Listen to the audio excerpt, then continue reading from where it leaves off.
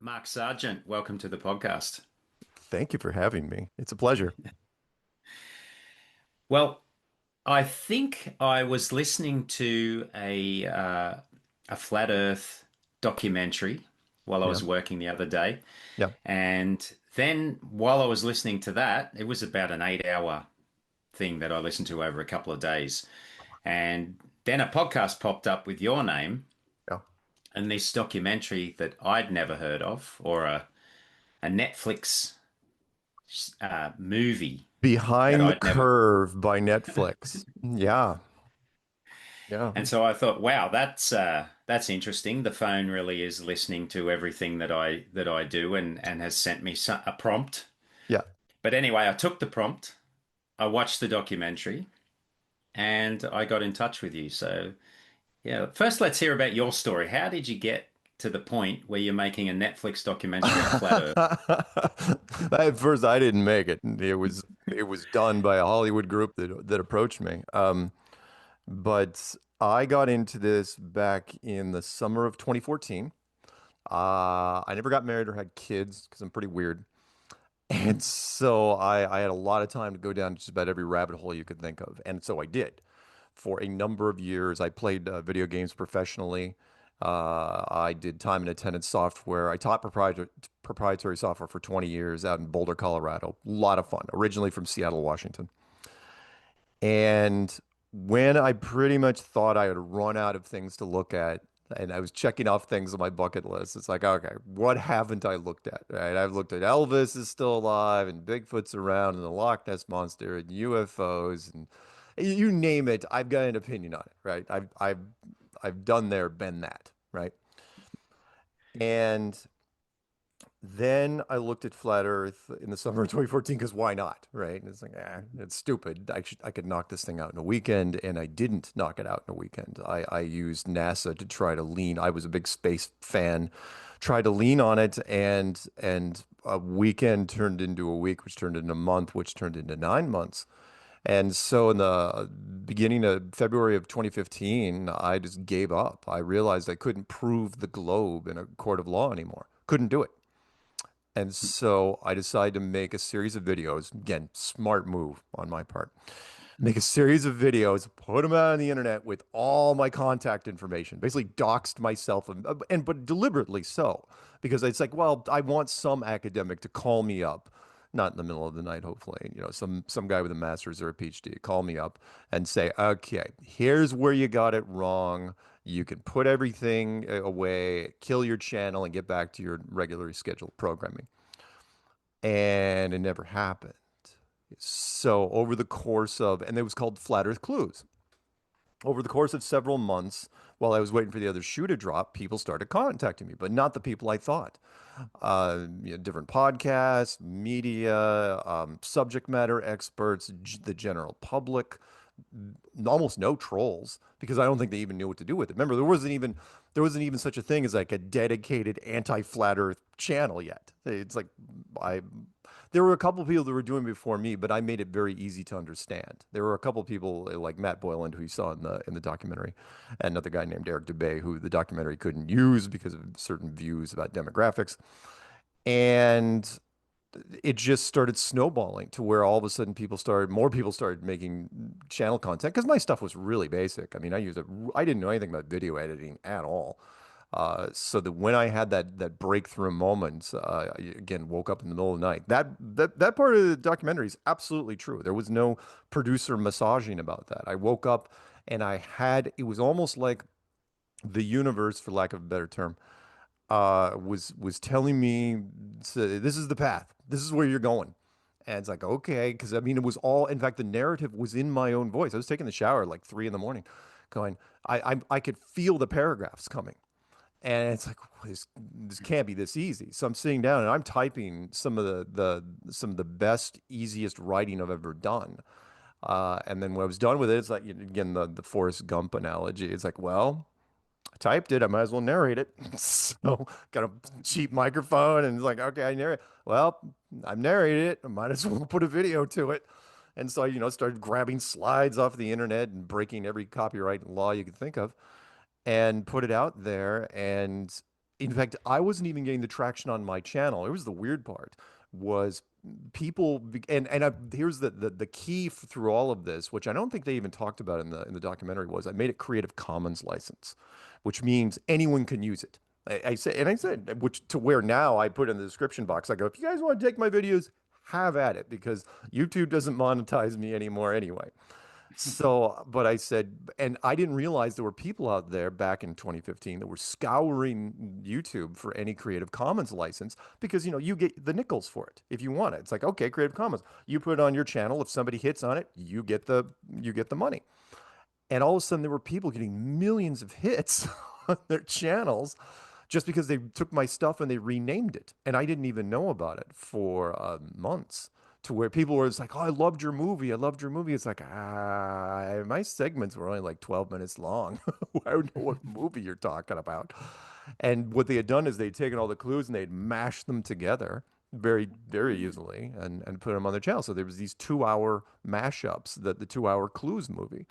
And I never talked to these guys, whoever they were. There was a bunch of them out there that did it. And they called, the top three were, they renamed it. One was called They Are Hiding God with the Greatest Lie Ever. They Are Hiding God with the Biggest Lie Ever.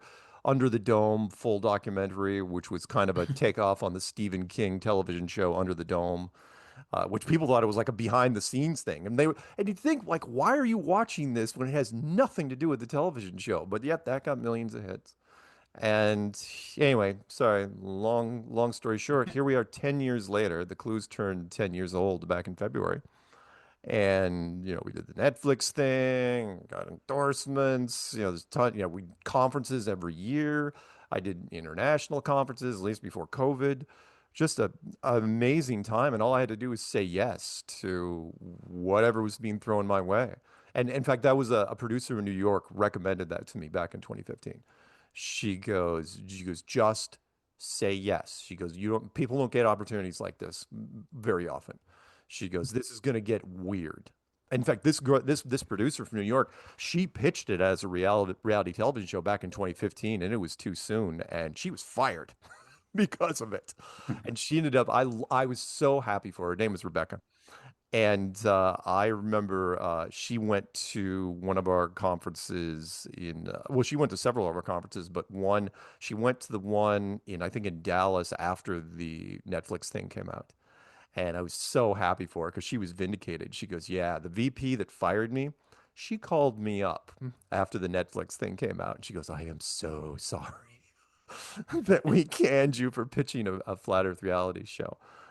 We're still waiting for the Flat Earth reality show. They don't want to do it because it would be a lot of fun. We got shoulder tap for The Amazing Race, but that fell through because it was going to be internet only, and all the other content creators, like Shane Dawson and the Paul brothers and PewDiePie and those guys, they wanted compensation, and I don't blame them. But yeah, it's been a wild ride. So yeah, there's the how I got into it. When you watch the documentary, I think it's in the first 10 minutes or something, they show an astronaut and he says something like, the Yeah. first time I heard about flat Earth, I think I was in space. And Yeah. you're like, oh, that's where this documentary's going. Yeah. Now, yeah, to be fair, the Netflix documentary that I had nothing, I absolutely could have been a silent producer on that thing because I set it up. I got all the people involved. I was the one that made sure that get all again, I was the casting in this, and it would not have happened without me. However, but the actual producers, they hated us. Absolutely did not like us. But they were going to treat it initially as just a standard human interest piece documentary. It's like, okay, let's follow this character, this character, this character. We do the big generic wrap up at the conference. It's going to be, we're not going to lean one way or the other. And there was a point, and I did not know this. Somebody had listened to, you can find it, it's on iTunes. There's a director's commentary version of that movie. And I did my own commentary version on my channel. But the director's commentary where they had, the director and the lead producer and the editor, and that part where they got to I do want to talk about the astronaut thing in a second. But they got to the point where there was that 12-year-old kid that was asking me a question at the conference, Mm. and they were watching in just horror. They're like, whoa, whoa, whoa, whoa. It's all fun and games until the kids are involved. Now you're messing with the future. And they said literally during that thing, it's like, this is where we had to make a stand right here. This is where we made the decision. But unfortunately for them, or good for us, was the movie was basically done. It wasn't like with documentaries, you can't shoot things out of order like you can with Hollywood movies. In this case, it's like by the time they got the conference, the movie was done and were out of money. They couldn't go back and reshoot things. So they had to find it in the edit, as the saying goes. And so that's when they leaned against us as much as possible. Little things like Bob and the hot mic or the green button with me. But with, is it Mark Kelly or Scott Kelly? Shoot. I think it was Scott Kelly they're supposedly twin brothers, the astronauts. With him, like I knew that there were the powers that be had an interest in this thing because there is no way anyone is that. In fact, as far as I know, that's the only time anyone, even close adjacent to the community, ever got access to an astronaut, a full-blown NASA astronaut.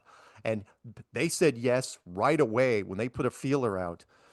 When they met him, they had something like 10 minutes. And I know for an absolute fact that that line, which was used in the trailer, is like the first time I heard about flat Earth, I was in space, and that's what they used for the trailer. That's what he was. In fact, they told me that the producers say it was like he was there to say that line, which is again a clever line, right? Because it's like diffuses flat Earth right away. Well, it's obvious it's not flat Earth because I'm an astronaut and I was in space.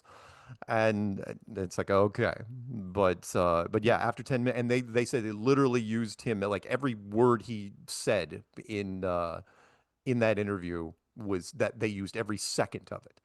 And but yeah, again, they interviewed what psychologists and astronomers and again, but it worked out in the end because I got to go to some of the film festivals when this thing premiered. It had a long run. I mean, it ran in film festivals. Hell, we were in Moscow twice. It's weird. And we're in the film festivals, I'm sitting in the audience, not in Moscow, but I'm sitting in the audience, watching it with people. And for the first 20 or 30 minutes, people didn't think it was a real movie. They thought it was a piece of docu-fiction, if you know what that type of movie is, like Best in Show. The director that did Best in Show, or the different things where everyone plays it straight, right? But it's absolutely satirical, but they play it straight. There is no mugging for the camera. There is no do anything for laughs. The laughs are that it's so absurd. And to your point, because when I would sit in the audience, and all of a sudden people would figure out it's like they all of a sudden realize over 20 30 minutes like wait, this isn't a docufiction, these are real people, right? And you could see them like elbowing each other and whispering to you, I don't think this is a joke. Right? And but because they bounced back, it wasn't pure flat Earth. It was flat Earth, and a psychologist, flat Earth, and an astronaut. It wasn't pure uncut flat Earth. They weren't overwhelmed. But I'll tell you one quick story about it, which is because all the independent film producers, they're like garage bands. They all know each other. And so they talk to each other, and they don't know. They didn't. This one guy didn't know anything about this, right? And they had the final product, and they go, "Just watch this." He knew nothing. He watched the whole thing, and he looks at these guys. He goes, "Man, you're holding out on me. Where did you get the budget for this movie?" And they're going, "What are you talking about?" He's like, "How in the world did you afford all those actors? They absolutely played it straight." And then that's when they had to drop it on him. It's like, no, man, those weren't actors. He goes, that conference was real. Yeah, honestly, there were people that still blows my mind, and it was overwhelming. But yes, they tried to slant it as best they could, but in the end they couldn't. There was nothing they could do, and it was such a novel topic. Again, no one had ever, go figure, no one had ever done anything like that before. That it had traction. It ran the full length on Netflix, the full 3-year contract, and it was always recommended. I had friends. It just tickled me to no end. That it would be like, they'd be thumbing through. It's like recommended for you, Behind the Curve. But in hindsight, sorry, one more thing. I know you got questions, which is they never even thought, this goes to show you how bad, even as well as it did, they never even considered doing a sequel. Could have done it Mm. easily, so incredibly easily. Never did it. Never. In fact, I even, after what happened recently, which we may get into if you want, with all the drama in 2025, I threw it back at him, contact the producers. I go, look, if you guys are looking for an excuse, it's all written for you out right now. Nothing, just crickets. Anyway. Yeah, because I was going to say it has that feel, especially the beginning, where they're they're trying to make you people just look a bit strange. Yeah. And it's the psychologist saying, look, it's they're just trying to find a group that they can relate to, or Right. Right. the poor things they can't see science. And we'll get into more of this the flat Earth stuff Yep. as we go on. But then there's the other side where it's like publicity anyway. So Right. you get people thinking about it, or people that were thinking about it think about it more because they've put it in the public eye. Is that kind of where you come at this? Absolutely. Oh, all press is good. Well, okay. The old saying, the saying that everyone uses is all press is good press. That's not the original saying. The original saying is even bad press is free. Hmm. And I've had producers come to me and say, there was a producer, I think it was in New Zealand radio station I was doing. And it was a call in, and it was like changed my mind where they opened up the phone lines against me, and they were just coming at me hard. You could tell the audience was not thrilled with this. And I remember, we finished that, and the producer stays on the line, and I said, "Wow, that didn't go as well." And he goes, "No, it was great, absolutely freaking great." I go, "Why was it great?" He goes, "No, you don't get it." He goes, "It doesn't matter whether from our standpoint, it doesn't matter whether you love a topic or hate a topic, as long as you're engaged in the topic. In fact," he goes, "villains do much better than heroes." He goes, "Yeah, a villain can get a lot more done when it comes to that." So in our case, yes, bad press or just negative. To what you were saying, the analogy I came up with is it's like shooting wooden arrows into a bonfire. From a distance, it looks like you're doing something, but in the end, you're just adding fuel to it. And we've had so many people come to us because of the rants that others have done on different channels, big channels. And plus, once the word got out on social media, it's like, oh, you want to see your comment section light up because that helps metrics too. Do a flat Earth video and don't even take really a stance and watch the comment section because it'll be tenfold what it normally is, and people will just go at it. They can't help themselves. And so, yeah, I did not mind at all. The Netflix documentary generated huge amounts. Well, okay, I'll give you this. I just did another high school a couple days ago. Again, I'm not allowed on campus, but they'll have me video in. No campus has ever had me on there for obvious reasons, which is weird. It's like, why would you let me in the classroom via video? But I've asked different teachers. I get regulars now. It's like, I've done 3+ years with like the same schools. And I go, why are you having me in here? And they go, well, whether it be a science class or a psychology class or an astronomy class or whatever it is. And they say, well, one, we're trying to push alternative thinking. It's like, here's what the other groups are out there. You want to see some nutty people. And but he goes, the two big reasons, one, because it was on Netflix, they show behind the curve. And I've talked to kids, and I go, why are you calling me, kid? It's like, well, we want you to talk to the class. I go, why? Well, we saw behind the curve you did. It's like, yeah, it was on the syllabus. It's required viewing. And I go, why is it required viewing? The reason is because when kids attach credibility to media presence. And so when you tell them one, it's a double win. One, oh hey, today we're gonna watch a Netflix documentary. Yay! We don't have to think, right? We just watch a Netflix documentary. Netflix is instant credibility for them. And afterwards, we're gonna talk with one of the people from the movie. Even better.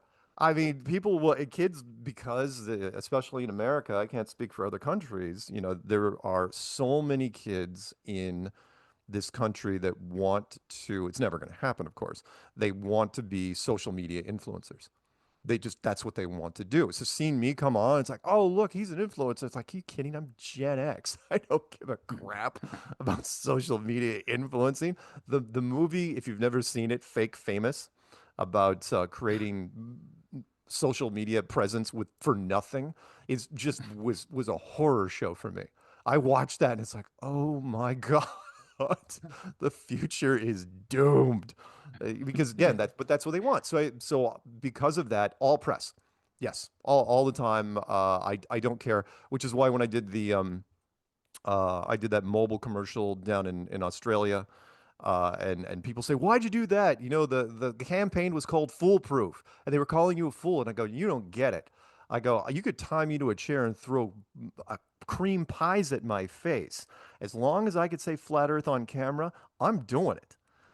And I go, "Why wouldn't I?" I go, it gives the record, more push for one more thing, real quick, which is what just happened, what, not even 6 days ago, when Kim Kardashian, right, came out against the moon missions. She's like, "Oh, I don't think they're real," and she went into detail, started targeted Buzz Aldrin, and said, and remember, Kim's not bright, right, and she's going after that, but her media presence is so huge that mainstream couldn't attack her for fear of losing future interviews, right? You don't want to be them. You don't want to be ABC News saying Kim Kardashian's an idiot, right? Because, oh, guess who's not getting the ABC interview anymore? You guys, because they're going to remember. So all they can do is report it. Kim Kardashian says the moon missions. Do you know what that does to us? I mean, that because it's true, not all moon deniers are flat earthers, but all flat earthers are moon deniers. And so it was just a bone. It's like, fantastic, great. I'm going to go to the conference. I'm going to lead with that during my segment.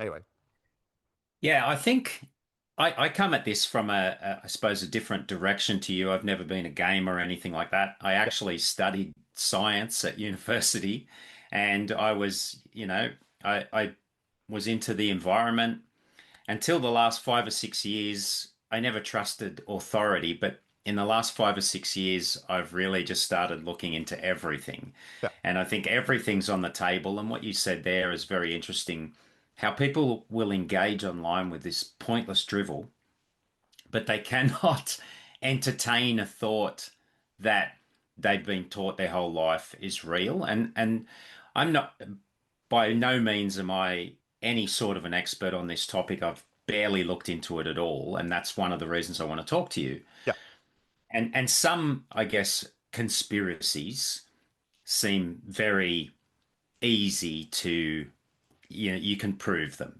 Things right, like, I guess, not 9/11 and even the moon landings, they seem very like, yeah, that's ridiculous. right, But this topic, one of the things that allows me to look into it are things like the George Orwell quote, like, how do we know? Because we're told. And right, it's like the Truman Show. yeah, We agree with the world with which we're presented, something like that. And I think that's the key point to this. Why do we believe in a globe Earth? And I'm not saying it isn't or it right, is, right, right, right. but why do we? Because that's what we have been told. We've never Yes, seen it ourselves in reality. So, yeah. yeah, do you want to talk to that? Did you know, by the way, that I have a George Orwell quote in my description box of every video that I make? Did you know that? No, no. Oh, it's perfect. Wonderful segue. Which is, there was a quote. George Orwell was not a flat earther, but in 1946, I believe, seriously, you can look in the description box. I put it in there because it was so profound to me. He was talking about how people believe in whoever puts themselves as the smartest person in the room. And most of the time, it's just you can put on a lab coat, which I made a video called "The Code of Credibility," which you put on a lab coat. Seriously, I've watched people do it. Want some more people do it. Lab coat and a clipboard with a piece of paper on it that's blank. You can stand on a street corner and people will just walk up to you, right? That same guy an hour ago couldn't hand a flyer out to anyone to save his life, but people will just walk, "Hey, highly intelligent man that's probably smarter than me. What are you doing here?" Right? So George Orwell said, and remember this is 1946. He said He goes, it's really interesting how people will believe whatever science tells them because it's science, right? He goes, you could walk up to anybody on the street right now and say, how do you know the world's a globe? And they'll just knee-jerk response, like, what are you talking about? We know, right? Why are you even asking us that? It's just, we know it's a globe. And then you pause and you say, really? How do you know? And then the wheels start grinding because what you just said there, and thank you, by the way, you're like one of the few people ever in any interview I've ever done that has actually said it's not that they know, they were told. And there is a huge difference there. They don't have a spaceship. They don't have any, they're not tied to the right. Remember, this is in 1946. NASA wasn't even founded until 1958. How did everybody in the world know it was a globe in 1946? Well, because there's globes everywhere. And the globes have been in a lots of different places for a long time. You put a toy in America, Mhm. for example, you put that stupid spinny globe. We actually debunk it here in the United States to kids. It's the only conspiracy we don't debunk to kids. First grade. We say, hey, we used to think the earth was flat, but now look this, kids, spin, spin, spin. It's a globe. And then they never bring it up again. They put it in the corner of the classroom, usually under the American flag, and it sits there. The CIA pays top dollar for that sort of conditioning because that's in the corner of their classroom for 12 years until they get out of high school, assuming they graduate. And at that point, they are willing to defend it, absolutely defend it because they have seen it over and over again every day for 9 months. And then, I'm hyper aware of it on television. It's amazing, by the way. Secondary conspiracy, and I absolutely believe this to be true, is that there are silent producers out there. For those who don't know, if you have money, you can walk into basically any studio and say, "Hey, I'd like to donate $10,000 to your television show." And they're like, "All right, what do you want? You want an exec credit? You want a tide? What do you want for that?" I want to help set design just a little bit of this room. That's it? Yeah, that's it. All right, you work with a set designer and we'll take your freaking money because they will. They will always take your money. And all they did was they changed the color of this over here, and inadvertently, for whatever reason, they put, you wait, you'll see it now once I've told you this. They will put a globe somewhere in that frame, somewhere in that scene. They will put a globe. Doesn't have to be very big. And if the set designer doesn't like it, you can always tell the set designer notices it because if it's not blue, if it's in one of those other colors like whitish, white tones or gold tones, because globes come in various colors. Um, they'll put it in there and you're thinking, well, that's not really true. It's like, really? It's like, fine, globe in the classroom, I don't really care about those. Globe in every single little boy's room in every kids movie ever, that's fine. I'll give you that. But why is there a globe on top of the detective's filing cabinet in a Chicago Police Department? Why is there a globe in that doctor's office and that psychologist's office? And they're everywhere and they're always in frame, and nobody notices them, but I go bananas because it's like I'm so aware. It's like there it is, and it's such a great return on investment because remember, if the show dies in the first season, who cares? But because sets don't change from year to year generally, that globe could sit there for 5, 6, 7 seasons. And again, that's just conditioning. So sorry, long answer to your short question. We believe it because we're told. We believe the way, again, it's from the Truman Show. We believe the world is presented to us. Or if you want the slightly darker version, conformity builds empires. We have psychology studies about that. Look up the Ash experiment, the Milgram experiment. The Milgram experiment just blows my mind. It's the one you probably heard of where you can shock the person in the other room that you're not seeing. Have you ever heard that one? Yeah, yeah. Yeah, and the scientists that came up with it initially thought that, well, the person that's running the shocking, they're only gonna kill him maybe 2, 3% of the time. Do you know how many he does, man? 60%. And that has never changed. As long as they don't get to see it, and the guy over their shoulder in the lab coat is going, oh no, you're good, just keep going, right? They'll shock him Mm. 60% of the time. And what's even worse is that if there's somebody sitting next to them, then that person is doing the same thing, that bumps up to 90% because then it's peer pressure on top of it. It's like, why, do what he's doing. What are you, an idiot? And it's like, yeah, but I just killed a man. Yeah, he's fine. And no, he's not fine. And so, yeah, perfect stranger. So anyway, yeah, we do what we're told. We conform. And peer pressure to this day is so powerful. So Mm. incredible. I mean, come on, social media has turned it even more so. People's entire psychological makeup is made and falls on the verge of social media. I can't even imagine being a Gen Z kid, knowing no, trying to delve into that social media realm where likes and hits and comments. I mean, your very existence just hinges on that. Just amazing. Anyway, And with the Milgram experiments, I believe they also ran that experiment where the guy in the lab coat had to leave, and then the person giving instructions was an ordinary person, and there you go. then it drops to something like 10%. Yeah. So the power of the lab coat is very strong. The power of authority, if you can get away with it, if the responsibility is deferred to somebody else higher up the food chain. Well, again, that's how the military works. Mm. You follow orders, right? And it's like you're not paid. You're not here to question things. I kind of use the sniper uh, analogy, which is you've seen the movies where the sniper, gets the right. Okay, you're gonna go to this hotel. The rifle's in the closet. You're gonna look out this window. The guy's getting out of the limousine over there. You're gonna take him out. That's it. That's your job, right? You don't get to hear, the movie, of course, is around the political backstory and the intrigue and everything leading up to that point. But for the guy, the sniper, it's pretty boring, and he doesn't get to question that, right? Mm. Because that's not his job.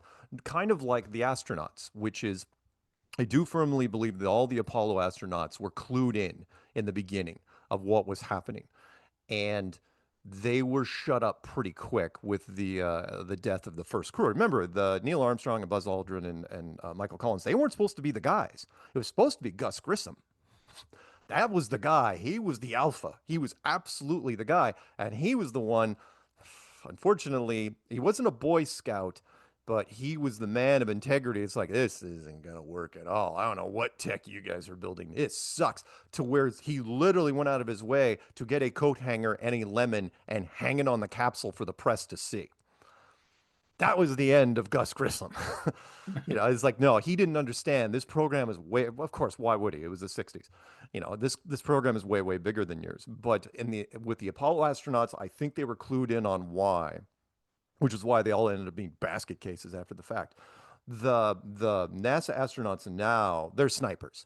That's all they are. They are. It's like, no, you're gonna fake this. You're gonna do this. You're gonna talk to some kids in an elementary school, do something, supposedly weightless, and that's it. You don't have the clearance to ask any questions long. You can assume anything you want. You're not going to get debriefed on this.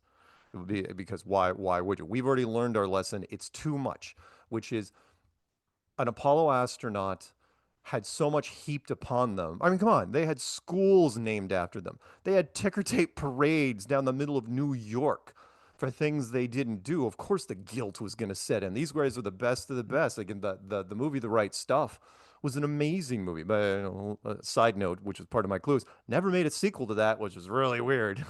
Never actually covered. I mean, won Academy Awards that year, and it was this massive 3 hour movie, and yet it's like that's it, just low Earth orbit, and that's where the movie ends. We never see them again. Okay, sure, but the recruitment process, these guys were heroes. They were recruited to be best Mm. of the best, and then all of a sudden you tell them, which is why Capricorn One was so great for me. The movie back in the late '70s, which was, yeah, you're not going anywhere. It's a tough thing to drop on somebody like that. But in the end, sorry, one more thing really quick. There was a chance, name dropping. I did an interview where Piers Morgan had one of our astronauts, the American astronauts, sitting next to him, and he tried to start a fight between us, right? Because I was basically saying that, but I'm a nice guy. I'm not going to rail into Terry. In fact, I told him, I go, are you calling Terry a liar? And I go, no, he's a soldier. In fact, he's a full bird colonel in the U.S. military. You don't get to be that rank without knowing exactly what to do and what not to do and what not to say and so on and so on. Look, there's different rules that apply for him. If I get in trouble, I get to go into court, right? And you might get punished, and lying would be considered perjury. If he gets in trouble, it's treason.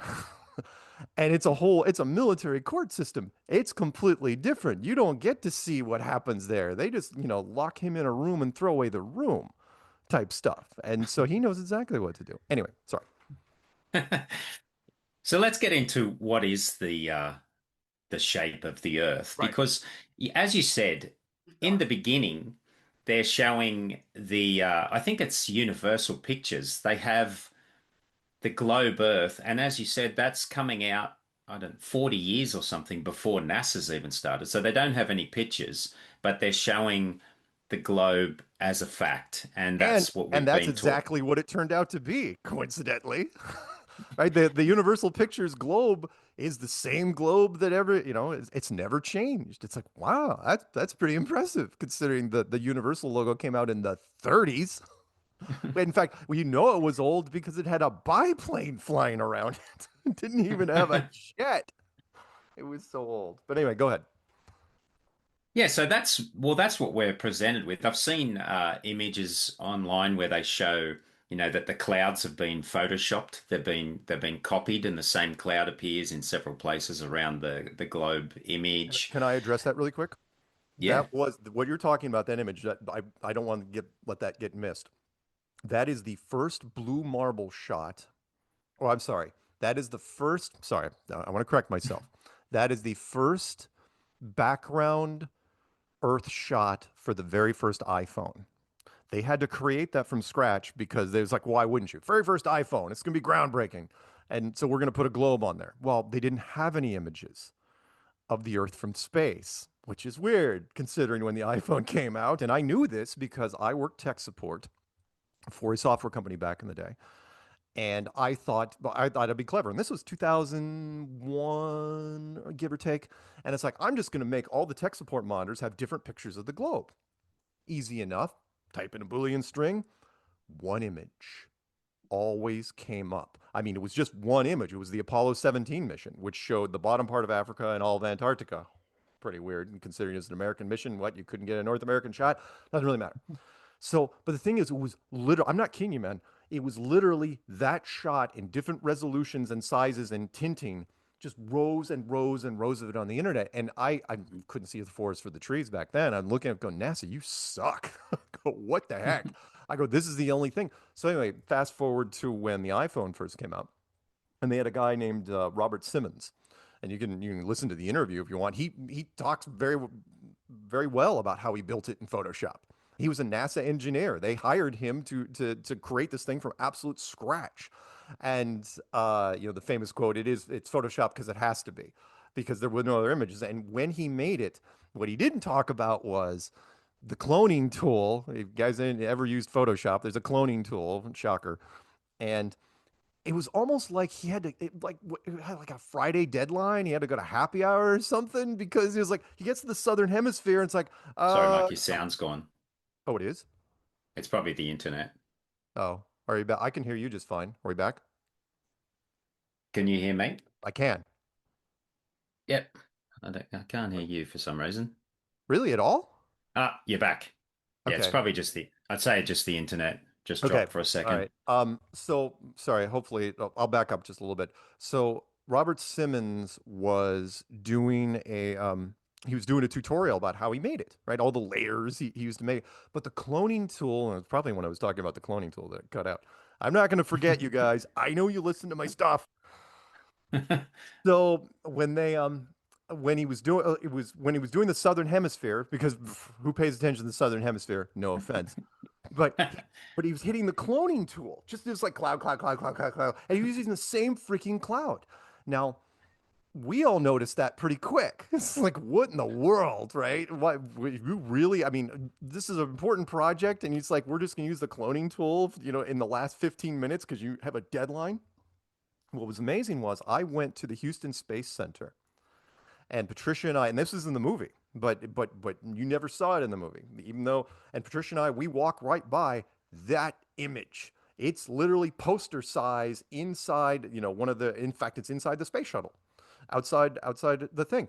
And there's no caption, no, but not who wrote it. No, it's just the image, right? Because it's a NASA engineer that built it, they own it. but there's no caption. I mean, the cloning tools, I mean, it's the exact same image. And we're pointing this out to the director and the editor. And we're look, like they wanted nothing to do with it. It's like we're proving right there. It's like, dude, this is absolutely a manufactured image, not part of the narrative. They did not want to do that at all. So anyway, sorry. Going back, I know I threw you off a little bit. No, but well, before we continue on learning about what it is, Yeah, you must be used to backlash because this is one topic where people get really upset. While I was looking at some of these documentaries, as I said, I haven't really been looking into this for very long. yeah. You go into the comments and people just get so angry. And it's interesting because it's not a personal thing. It's not like someone's attacking your mother or something. Yeah.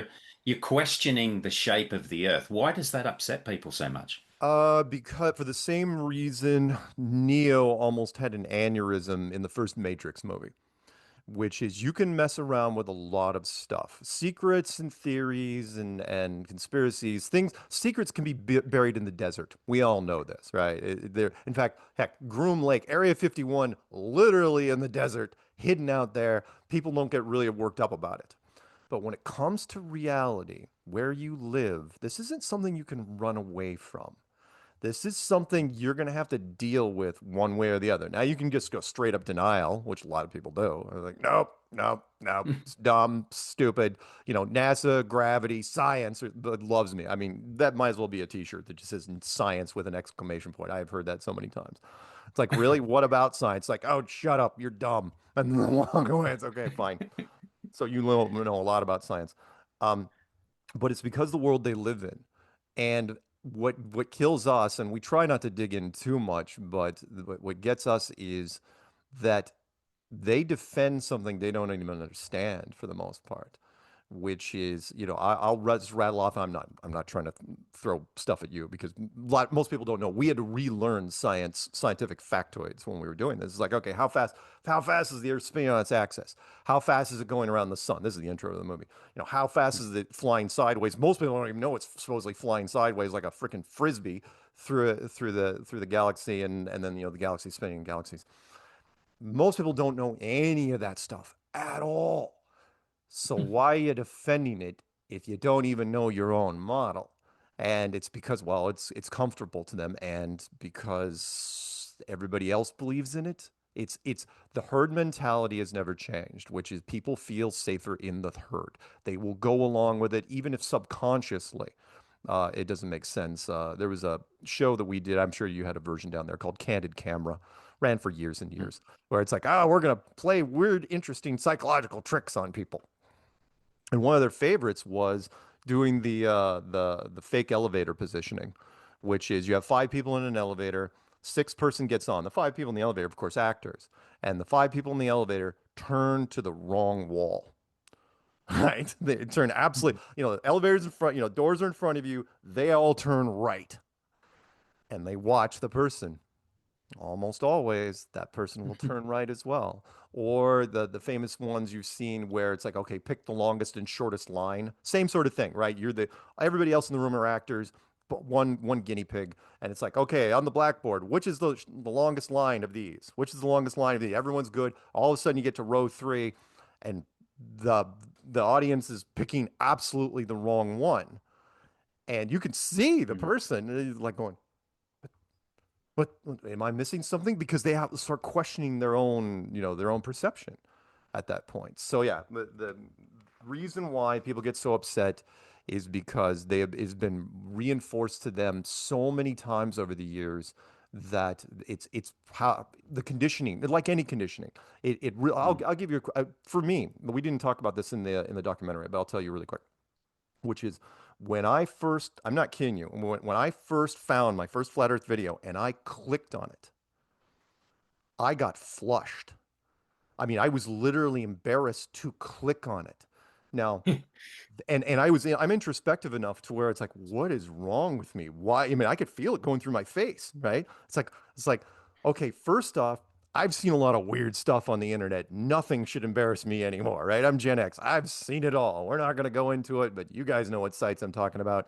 So nothing should embarrass me. The second thing is I'm alone in a room with the drapes closed, right? In an empty house. Nothing should be phasing me. And yet, and to where I literally caught myself, it's like, what in the world just happened? I've clicked on every conspiracy known to man. Nothing is actually, it was almost like it had been, decades and decades of this conditioning had built in. I mean, it might as well have been the Orwell five lights, four lights thing at that point, where where the line where it's if you get enough conditioning, oh no, no, you see the number of lights they tell you to see. And Mm. that's and I was one of the worst. I had globe maps and world maps all. I was a huge map guy. I loved globes. I had globe bookends, you name it. I had globe stuff. And yet I climbed out of that hole to get it. So yeah, people have a if I can do it, anyone can do it, but it's tough. Now, this is a good point. And even when because I've had a lot of different conspiracies on this podcast. Yeah. And when I did one on the Hollow Earth, and I'm doing this one, Yeah. and it's like, oh, am I going to go there? Yeah. And I've had people even in this, the people that question everything, they'll say that flat Earth stuff is added to make everyone who looks into conspiracy crazy. Yep. And how would you address that? Because it's again, I just think everything's out there for questioning, isn't it? Yeah, yeah. I felt bad because there were a lot of 9/11 people. By the way, I got into Hollow Earth just before I got into Flat Earth. And technically speaking, we could still be in a Hollow Earth, in a much, much bigger place. But for the people, the 9/11 people that came after me because they thought that was the pinnacle of all, that's the epitome of all snow jobs, con jobs was that thing. They said we were diminishing, and it wasn't like they said we're making us look crazy. I mean, there were some people that said that, but they were saying you're disrupting the tier levels of what conspiracies are. And it's like, well, look, I'm not trying to be insensitive. Look, I'm American, but come on, 9/11 was one city in one country. It was a very small thing. It's like flat Earth is the whole world. So unless you got something that's bigger in scope, like the meaning of life, Big Bang and stuff like that, then maybe you have something to talk about. As far as making conspiracy people look stupid, come on, or look crazy. What? Because how much could we really add to that? I mean, yes, it was interesting that people now it's synonymous crazy and flat earth. We kind of put that in the lexicon. I mean, we were the ones, I'm sure you've seen it, where the wiki sticker that's now below the YouTube videos, the Wikipedia Mhm. link to flat earth, that's us. You're welcome. We were the first wiki sticker. I remember exactly when that came out because they couldn't figure out what to do because the search engines were recommending us. Again, part of it was YouTube's and Google's fault, which was they wanted a binge topic. YouTube is still the biggest television network in the world. I mean, granted, most of it's public access crap, but it's still the biggest, there's still more content. I mean, there's thousands of years worth of Mhm. content on frickin' YouTube. But Mhm. they were recommending it based on sort of an echo chamber mentality, which was, and I loved, it tickled me, the programmer, it's like recommended for you. They actually found the guy that's like recommend, it was only one guy that wrote, he's French. And he said, and he go, why, what's the algorithm? He goes, well, again, think of all the topics that are out there on YouTube. He picks one. You know what he picked? He goes, well, if the average person that gets into flat Earth watches 20 videos in a row, what do you think we're going to recommend? And he was right. They had found their binge topic, and so we were getting recommended on stuff that had nothing related at all. It's like potato salad recipes. Oh, here's 3 flat Earth videos for you. Tractor maintenance. Want a flat Earth video? Here you go. And there were people that were getting really upset about that to where finally, I remember the lady who was running YouTube. She goes, okay, we're cracking down. She was saying in front of Congress, right? On a special weekend session. There weren't a lot of guys there. And she goes, okay, we're going to ban certain things. We're going to ban snake oil and false flags and the election results from 2000, well, the first Trump, when Biden won. We're going to ban that. And then we're going to recommend flat earth less, which was interesting. It's like, wait, so flat Earth's important enough for your revenue stream and keeping people watching, but you're not going to ban it because you don't want to go down that road and see where it leads. And again, Yeah. But yeah, we did get monetized a whole, lot less because of that. Hmm. 70% like immediately. And then, well, then the pandemic happened. But anyway, sorry. Yeah, and well, I guess 5 years ago, I would have seen those messages at the bottom. Oh, this has been debunked by, Wikipedia, Sure. or any of those things where, the TV scientists come on. I've heard you talk about Bill Nye and that crew, Oh. where it's like, oh, they'll tell you it's wrong. So in your mind, you're just like, well, I'm not going there anymore. Right. Right. And Bill Nye, I love the fact that there are only three media scientists in the world, right? That people, and by that I mean media scientists. I get it. I've talked to enough producers over the last decade, which is there's Bill Nye is not one of them. Neil deGrasse Tyson from the States, Brian Cox from UK, and Michio Kaku from Japan. Those are the only three guys that basically circulate and do the stuff. Bill Nye is like an added thing, but remember, he's an actor. I know this because I'm from Seattle. He's from Seattle. He did a local comedy troupe up here, and Bill Nye, the science guy, was just this little thing that Ross Schaefer, the head of that show, came up with, and it was a good bit because it's like, you're tall, you're angular, you look like a big nerd, so let's put you in a lab coat and have you talk about science stuff. And just so happens that as that was winding down, Disney was looking for their version of a kids show. And it's like Disney is like, oh yeah, we can totally do this. He doesn't swear, he doesn't say anything off color or controversial. Let's do a show. So he did the show for 6 years, and then it was syndicated forever. And I have talked to producers like, why do you have Bill Nye on there talking about the frickin' Mars rover or quantum mechanics or any of this stuff? It's like, well, because the actual PhDs, and you know this, are dry. They do not do well in interviews. It's like I've watched it happen. Where they try. It's like. So, is that in your opinion, professor? Is that what the case? That's the case? Yes, it is. Right?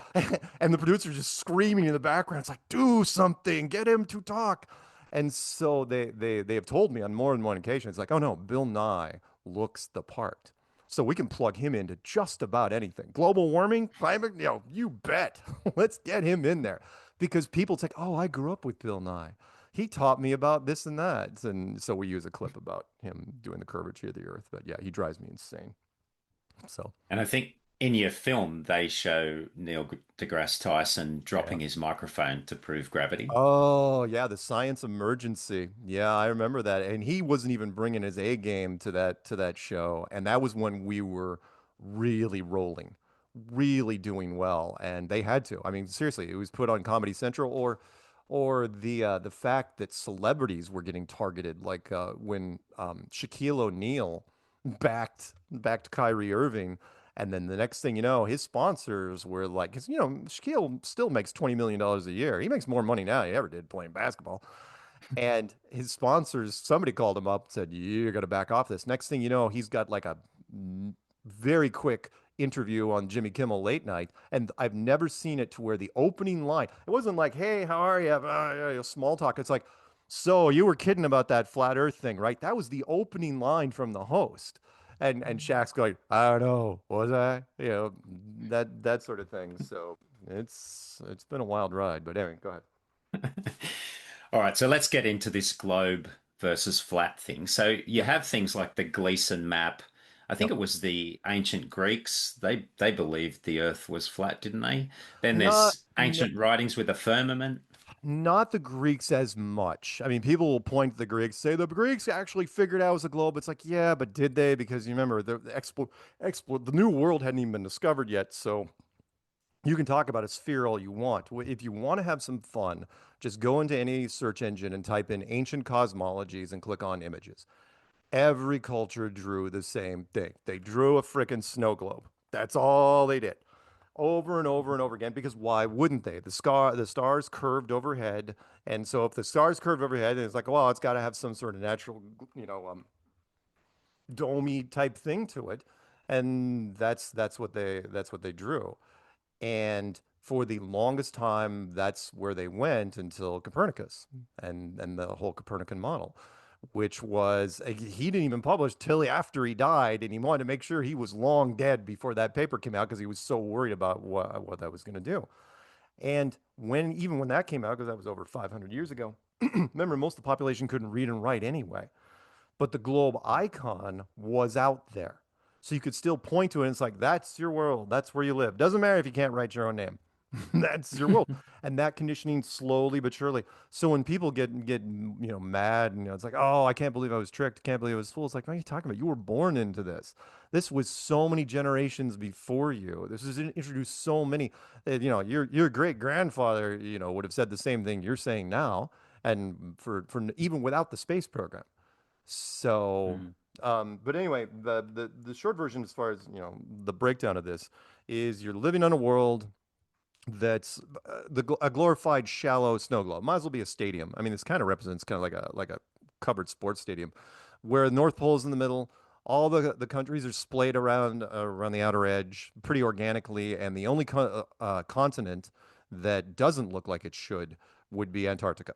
Antarctica, which should be just a snowy version of Australia, really, is not. It's this massive continent that spans around the entire outside. And I thought it was interesting. Again, I will take credit when I can, which was when I looked at this thing, I go, where have I seen this before? Right? Because this is straight out of the USGS Geological Survey. It's called the azimuthal equidistant map. And it's one of their projections, but it's just a projection, right? It's a way to show everything. It's like, well, yeah, but it's not, to scale. And there's some things, some bending of things we had to do. What I thought was interesting was if you lay this right on top of the UN flag, it's a perfect match, except the UN flag is missing something. It's like remember it's the UN, right? It should show everything. Why isn't Antarctica on the UN flag at all? It's not. So instead of this snowy ring around it, it's got these Greco-Roman wreaths that surround the outside. And I thought, wow, that's really interesting. The UN flag, totally legit from a projection, but the flat Earth map, which is identical to the UN flag, that's crazy. And again, the Antarctic is a huge sticking point for us because nobody owns it. It's the only piece of real estate in the world that isn't owned by anybody. As you know, land is owned. Every square inch that you can think of is owned by somebody, not Antarctica. And the Antarctic Treaty, which you can look up, this PDF out there, download it in 2 seconds, that was put in place in 1959. Funny, right after NASA was founded and right after we started the high altitude atomic weapons program, was ratified by the countries in question and said no one could go to Antarctica to set up shop from a corporation or a country forever.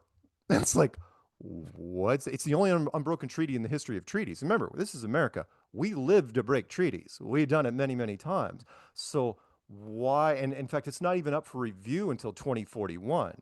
Now, granted, that's a little ways from now. I guarantee they're kicking that can down the road. But imagine a treaty in 1960 that's not even up for debate for 80 years.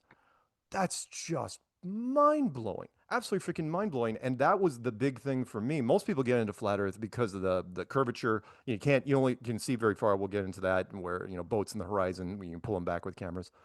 But for me, it was the Antarctic Treaty, which is like, look, the Western world, especially America, we run on greed and power and money. That's what we do. That's our thing.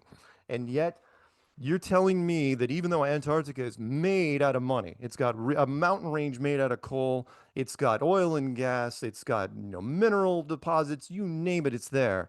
And yet we've locked it down so that nobody can go there ever. Or come on, there are American petroleum companies right now that could start fracking in my neighbor's backyard tomorrow if they wanted to. It's not hard to do. There's all sorts of documentaries on that. But yet, those same companies with gobs of liquid cash and huge amounts of influence, not only, this is the big thing for me, not only are they not allowed to go down to Antarctica, they're not allowed to talk about it. You'd think like run a full page ad in the London Times. Why British Petroleum? It'd be good for Britain to go down to Antarctica. Nope.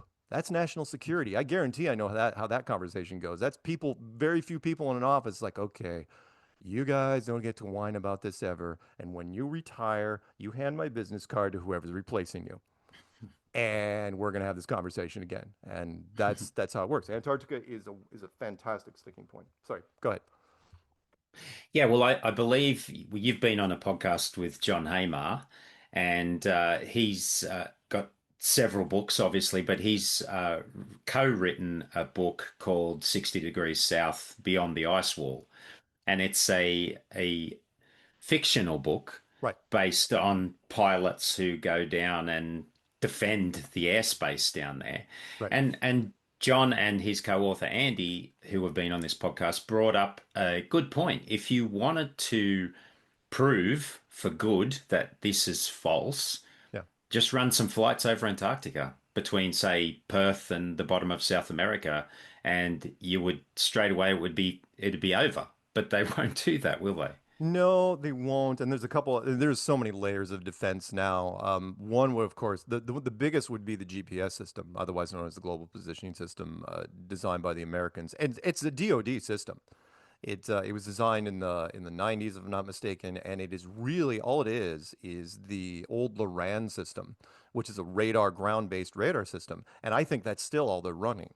The GPS system, from everything I can tell, is a myth. It is just smoke and mirrors, and I only say this because, again, in the clues, when sorry, the Antarctic, they banned Antarctic flights some years ago because of a crash into a mountain, supposedly. And then when you ask people, well, why can't you do it now? Obviously, you got the tech to pull it off. Oh no, it's too cold. I'm going, too cold.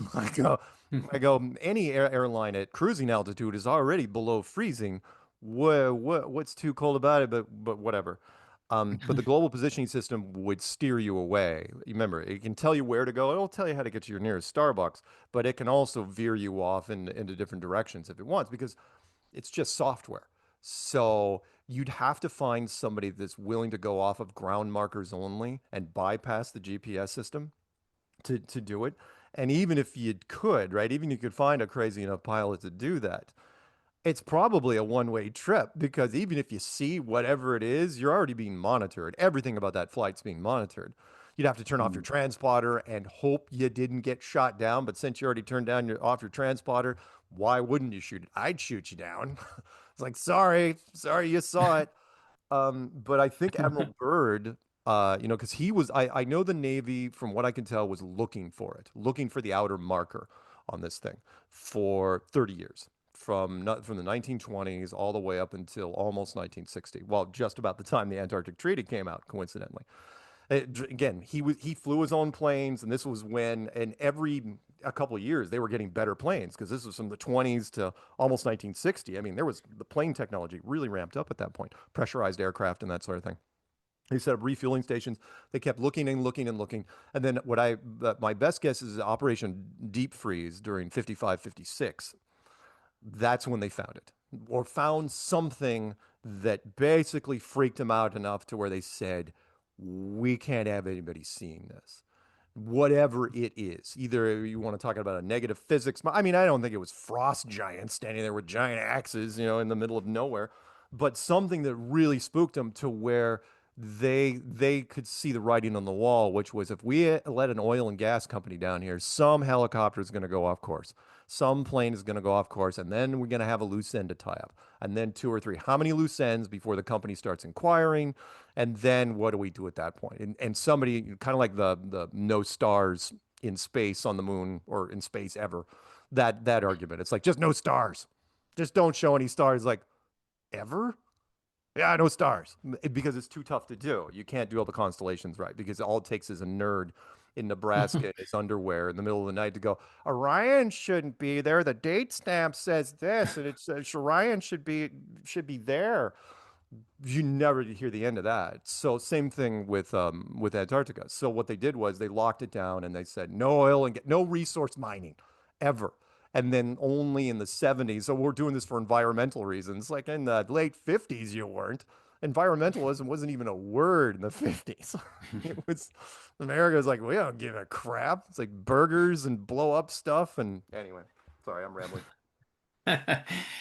So with that model that you show, Yeah. you show that the Arctic is in the center, Yeah. and the two clock hands, is that the sun and the moon? Is Yeah, it would be the sun and the moon in this case. This was designed by Chris Pontius, and they're not to scale, of course. The one of the weaknesses of the flat Earth map is when you have to draw a graphic of it, you have to draw the sun and the moon roughly like 1,000 miles wide, because otherwise it wouldn't show up at all, right? But Mm, in the maps that we really go to, or when we try to tell people, it's like, no, the sun and the moon are tiny, tiny, tiny, tiny. I mean, to where they would be less than 100 miles wide, because that's what makes sense. Like with the eclipse shadow, for example, the eclipse shadow is generally speaking about 100 miles wide, or just a hair less.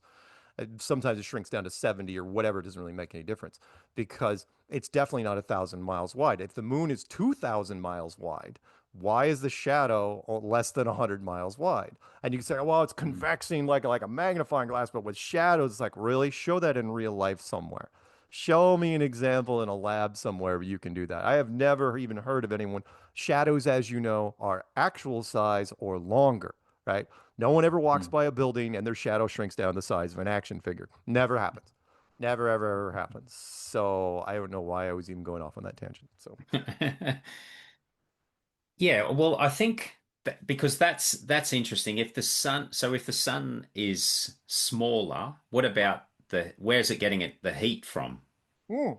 Is that still possible? Oh yeah, oh absolutely. But like I try to say, in this case, because people say, well, the sun is where we get all our heat. It's like, no, no, no, no, not in something like this.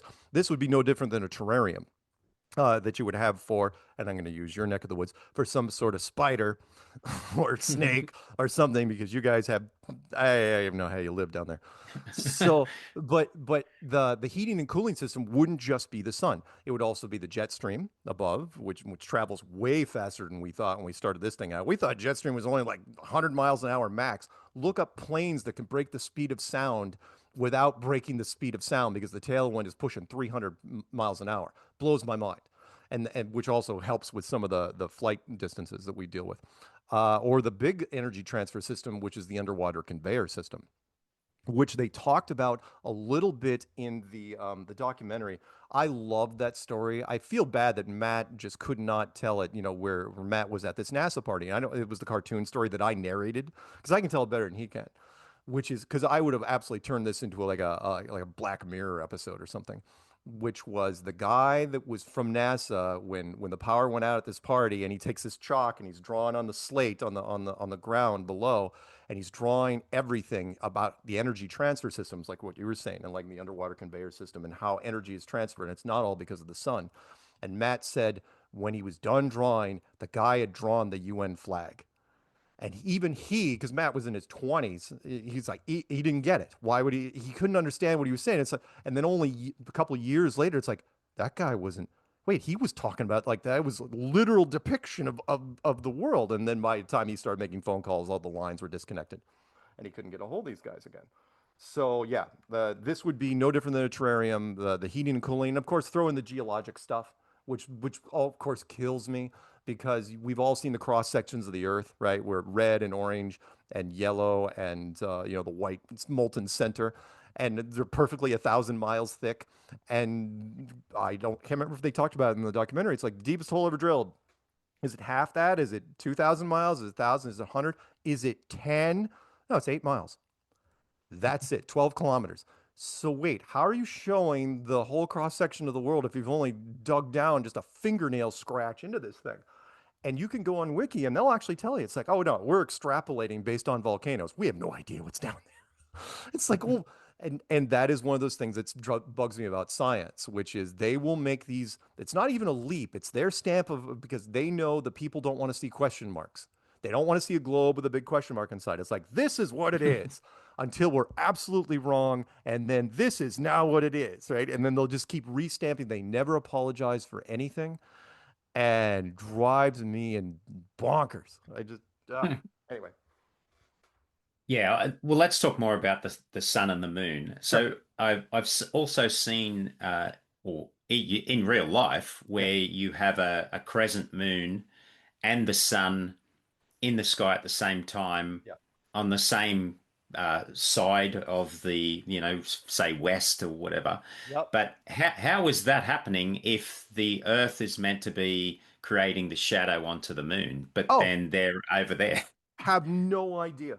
We know so little about the sky. We know a lot about what's happening on the ground with the curve, but when it comes to sky, oh yeah, we've had so many people film stuff and same sort of thing. I've watched many a video and it's always the same ending where it's like, how does that work exactly? How is that happening? Or, they'll film two suns or two moons. There's some weird optic stuff that goes on. But to the shadow question, if if by the way, if somebody says, well, the shadow condenses down from 2,000 miles to this little 100 mile, okay, if that's the case, then the Earth, when it gets in front of the sun, should cast a pretty big shadow onto the moon to make the moon basically look like a giant eyeball. That never happens. It always turns into this blood red moon, or whatever it is, where it should be more defined. I go, look, same type of sphere, same sun. What? It's completely different. They don't want to address it. No, they don't want to address it. So, And I don't know the answer to this question or the official story to this question, but but as you mentioned at the beginning, so the Earth's spinning at so many thousand miles an hour, and yeah, then we're spinning around the sun, and then the moon's spinning around the Earth, yeah. but then we're always seeing the same side of the moon all the time. How is that possible? It's an anomaly. It's not. It is statistically okay. It's not impossible. Of course, we all see weird videos, not the AI stuff, but weird videos where something it's like 1 in a million chance that machete missed him, type stuff. But when it comes to the moon, for those who don't know, we see exactly the same side of the moon. Exactly. It doesn't even turn a quarter of a degree in 100 years. It's almost like it's locked in. I'm not saying whoever built this place was kind of lazy. I don't know exactly why they did it. If you made sure the craters on the moon didn't make any sense because it was almost like it was decorated, by the way, where the craters are all circles, right? They all came in at 45-degree angles. And it's like, Mm. all of them? I go, if it's a shooting, first off, why did all the meteors hit that thing and not the Earth? Because that thing looks like it was literally just like target practice. Bam, bam, bam, bam, bam. But the moon, not only is it not turn even a quarter degree in 100 years, but it also, since it's supposedly 400 times closer and is it 400 times closer or 40 times closer? Shoot. No, 400 times closer and 400 times less wide as the sun. It fits exactly in front of the sun. Unless, of course, you say that both objects are the same size. I mean, it's amazing how well they do. And plus, the little other anomalies where it's not just that, which makes our moon anomalous. It's 2,000 miles wide compared to supposedly the globe, which is 8,000 miles wide, makes it way too big compared to all the other planets. Every other planet, the moons are tiny by comparison. Ours is freaking huge. It's like, well, whoever built his night light's not big enough. Nope, not big enough. Okay, there you got it. Yeah, that's good. Let's just make it that big. It's also self-illuminated. You probably I don't know. You probably haven't gotten that far, which is the sun. Okay, real quick, which is so we all know. I'm not going to convert it to because you guys do Celsius down there. Yep. Yes. Yeah. All right. Well, I'm going to do Fahrenheit. You guys kind of know what Fahrenheit is. That's all So it's right. Yeah. 80 degrees in the sun, it's 70 degrees in the shade. We all know this, right? But in the moon, it's the reverse. That shouldn't be, meaning if it's 50 degrees in the moonlight, it's 60 degrees in the moon shade. It's actually warmer in the moon shade. And I had to look this up. It's like, how in the world do we have this tech? We obviously didn't build this place, but somebody had the tech to build this place. It's actually emitting a cold laser light, which you can check with a point and click engine, thermometer, like $20. Anytime the moon's high in the sky, you can check this out. Why is it always warmer in the moon shade? Always, always, always. Now, does that prove a flat Earth? No, it doesn't. But it destroys the relationship between the sun and the moon because you're saying, well, the moon's only lit up because it's reflecting the sun's light, not if it's generating cold light. You can go on Amazon, by the way, type in cold laser light. You'll find it in Health and Beauty all day long. I didn't know that if you change the frequency on a laser, I mean, it's not like a Batman Mr. Freeze ray or anything like that, but you can actually make a cold laser light. Why is the moon generating this? No, science won't even touch. I actually got that as a call in. I was already in a flat earth at least a year and a half, and somebody did a call in thing and said, hey, have you ever checked out the moon temperature? And again, I'm a flat earther. I'm laughing at the guy. It's like, come on, that sounds ridiculous. I go out and I check it myself, and I had call my friends and have them check it. We were getting 13-degree shifts. It's like, how is that even possible? And science will not address it. So yeah, the moon, so many things wrong with it. Absolutely so many things wrong with it. But people just, well, that and of course the tidal thing where it was, oh, the tide is linked to the moon. No, it's not. Oh, it's not. It's a clock. The sky as you know it, especially the night sky, is just a giant, heavily ornamented, ornament. It's a heavily decorated clock that predates language. That's all it is. That is all it is. That's yeah. Well, you can set the moon to the tides, but the moon is not causing the tides. It's a nice theory and all, but it has nothing to do it. And of course, if you were doing something like this, if you were building something like this, the last thing you would do is create a strong gravitational force on a tiny object and have it spin around. Yeah, no, you create a physics engine tied to this in some way. By the way, one other thing really fast, because I know you're gonna might bring up gravity, which is because people say, do flat earthers deny gravity? I go, no, no. But what I tell them is the same thing that Neil Tyson tells everybody, which is we don't know what gravity is. We can only tell you what it does. We can only tell you the symptoms of gravity. Gravity for mainstream science is a magical molecular force that pulls things down to the center of a ball. And for me, it's a magical molecular force that just pulls things down to, this. But it cannot be artificially reproduced. Meaning you can't, there's, at least with our tech, with other people's tech, we have never created anti-gravity that's been viewable to the public. Now, has the military done? Maybe, I don't know. UFOs, I think, probably use some sort of unified field engine, which can create sort of a simulated anti-gravity. But we can't, thank God. Within that documentary that I was watching or listening to, they were talking about the moon being plasma or something, and it was a captured moment in time of the continents. So it's like a reflection, and they were showing images where they look similar. Yeah, I've seen it. It's a reach. It's not a terrible reach. I don't hate it. Where, yeah, the captured moment where there's a continent where and wouldn't that be kind of a neat little creator Easter egg where you put sort of a rough, it's not going to be super obvious, otherwise people would have figured it out, kind of like how South America fits into Africa. Where you're looking and you're going, oh yeah, kind of. If you squint well enough and you mess with the contrast, you can kind of see it. It's not one of my favorites, but I love it as an Easter egg. If that's the case, if I run into a developer on this place down the road, I'd be like, did you actually do this? Yeah, we did. That was Larry over there. Like, really? Because I got a lot of emails for that. And obvious you won't know the answer to these questions, I don't think. But so what is two questions? Yeah. What is beyond the ice wall? And what is the outer layer of this snow globe then, the firmament? Oh, I can answer those. I mean, I'll do my best anyway. So first off, what is beyond the ice wall? I think the outer marker, the barrier itself, which is why the Antarctic Treaty was put in place. That's what I think it is. Now, what's it made out of? Oh, take your pick there. Negative physics, electromagnetic field, unified field, force field, whatever it is, but our best and brightest can't figure out a way to get through it. I think they tried with atomic weapons for the better part of 4 years, the United States and the Soviet Union back in the late 50s, early 60s. And then they worked on it with HARP. That wasn't going to work. Again, that's a guy thing, isn't it? You find a wall. It's like, get the cannon. Try to bust through this thing and HARP. Like, can we do it with frequencies? And it's like, what's that CERN thing do? Can we wormhole through it? It's like Stargate, right? Nothing's working as far as I can. Oh, God, I hope not. As far as what's outside of here, literally, what's outside this building here? Well, first off, I don't think it's a one-off. I do think that our civilization is only one of several that have lived in this thing. Why waste it, right? I mean, and we've seen evidence of this. Come on, you don't have to watch Ancient Aliens to know that there are civilization. Our civilization only goes back 5,000 years, unbroken, give or take. But come on, Machu Picchu, Pumapunku, Göbekli Temple, the real pyramids, the Bosnian pyramids, Sungases off of Japan and India. I mean, there are remnants all over. I would feel bad, by the way, when our civilization goes the way of everybody else, that the only remnant they'll find in America will be like Mount Rushmore. I got a funny feeling though that's going to be it, and people are going to walk up to this thing. It's like, what's that all about? And they'll make up stories.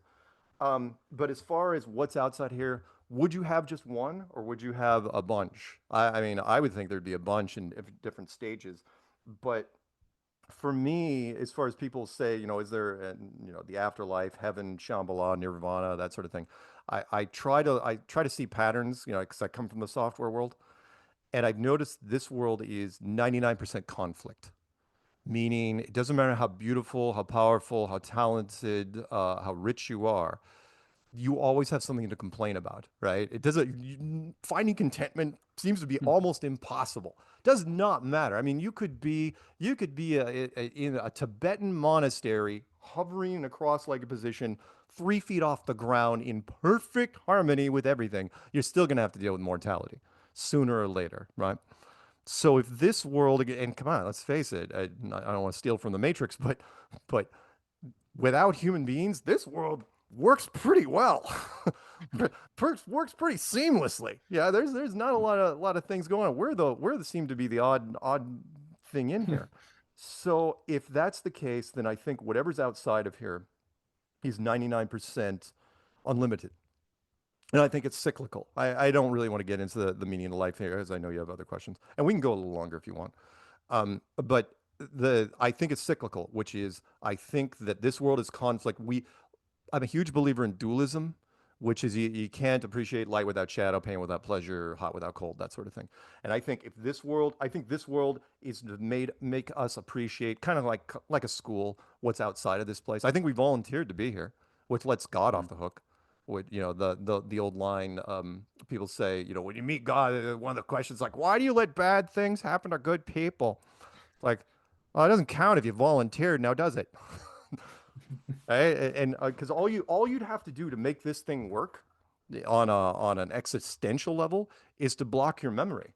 And come on, we've been messing with that with our different programs, our Black Ops programs for a long time. If you block them, memory is an amazing thing. You block it or alter it in any sort of way, you can get away with a lot. If you don't know where you were before you got here, this thing place takes on a lot more relevance. And it also goes into, was that dead metaphor? You can't have your cake and eat it too, right? You can't you can't remember your old life, live here with any sort of urgency, and still, get everything done because you know how that would work. People would like first sign of trouble, people would just bail. It's like, oh, this life sucks. Where's a bridge? I'm jumping. Anyway, I would like to go a bit longer because I yeah, want to yeah, talk to you yeah. about the moon stuff. But for people that are just listening to this, Mhm. that on that model with the moon and the sun spinning around in the center, I guess is that how we get the seasons and the sunrise and the sunset because they're spinning around in the middle. So Yeah, if you were like on like a a clock, you yeah, you like a would see them pass by and come back again on in the opposite side. right. It's a combination. You're not going to get all of it with just these two, by the way. The It's kind of like a combination of clock hands and like a needle on a record player, if you're old enough to remember actual vinyl, where the needle goes in or comes out, depending on which way you're doing it. But as far as the sky goes, again, you're looking at what I call in software the skybox system. You can look that up, which is something we've been using for 20 years. Where because I'm still a huge believer in simulation theory. But as far as the seasons go, yeah, you combine the different angles of the sun and the moon in the sky, and you combine that with, of course, whatever heating and cooling you want to tie to it, and bingo, you got seasons. It would not be that difficult with something this big. In a standard terrarium, there's only so much you can do. However, there are problems in that human beings, at least this time around, because we're using internal combustion engines, and believe me, I'm American. I love that. That's the greatest invention I think ever came. But basically, yeah, people forget that those things are furnaces. That you could heat a home extremely easy with an engine from a car. Would not take much to convert it. I'm sure there's people out there on YouTube. I should probably look that up.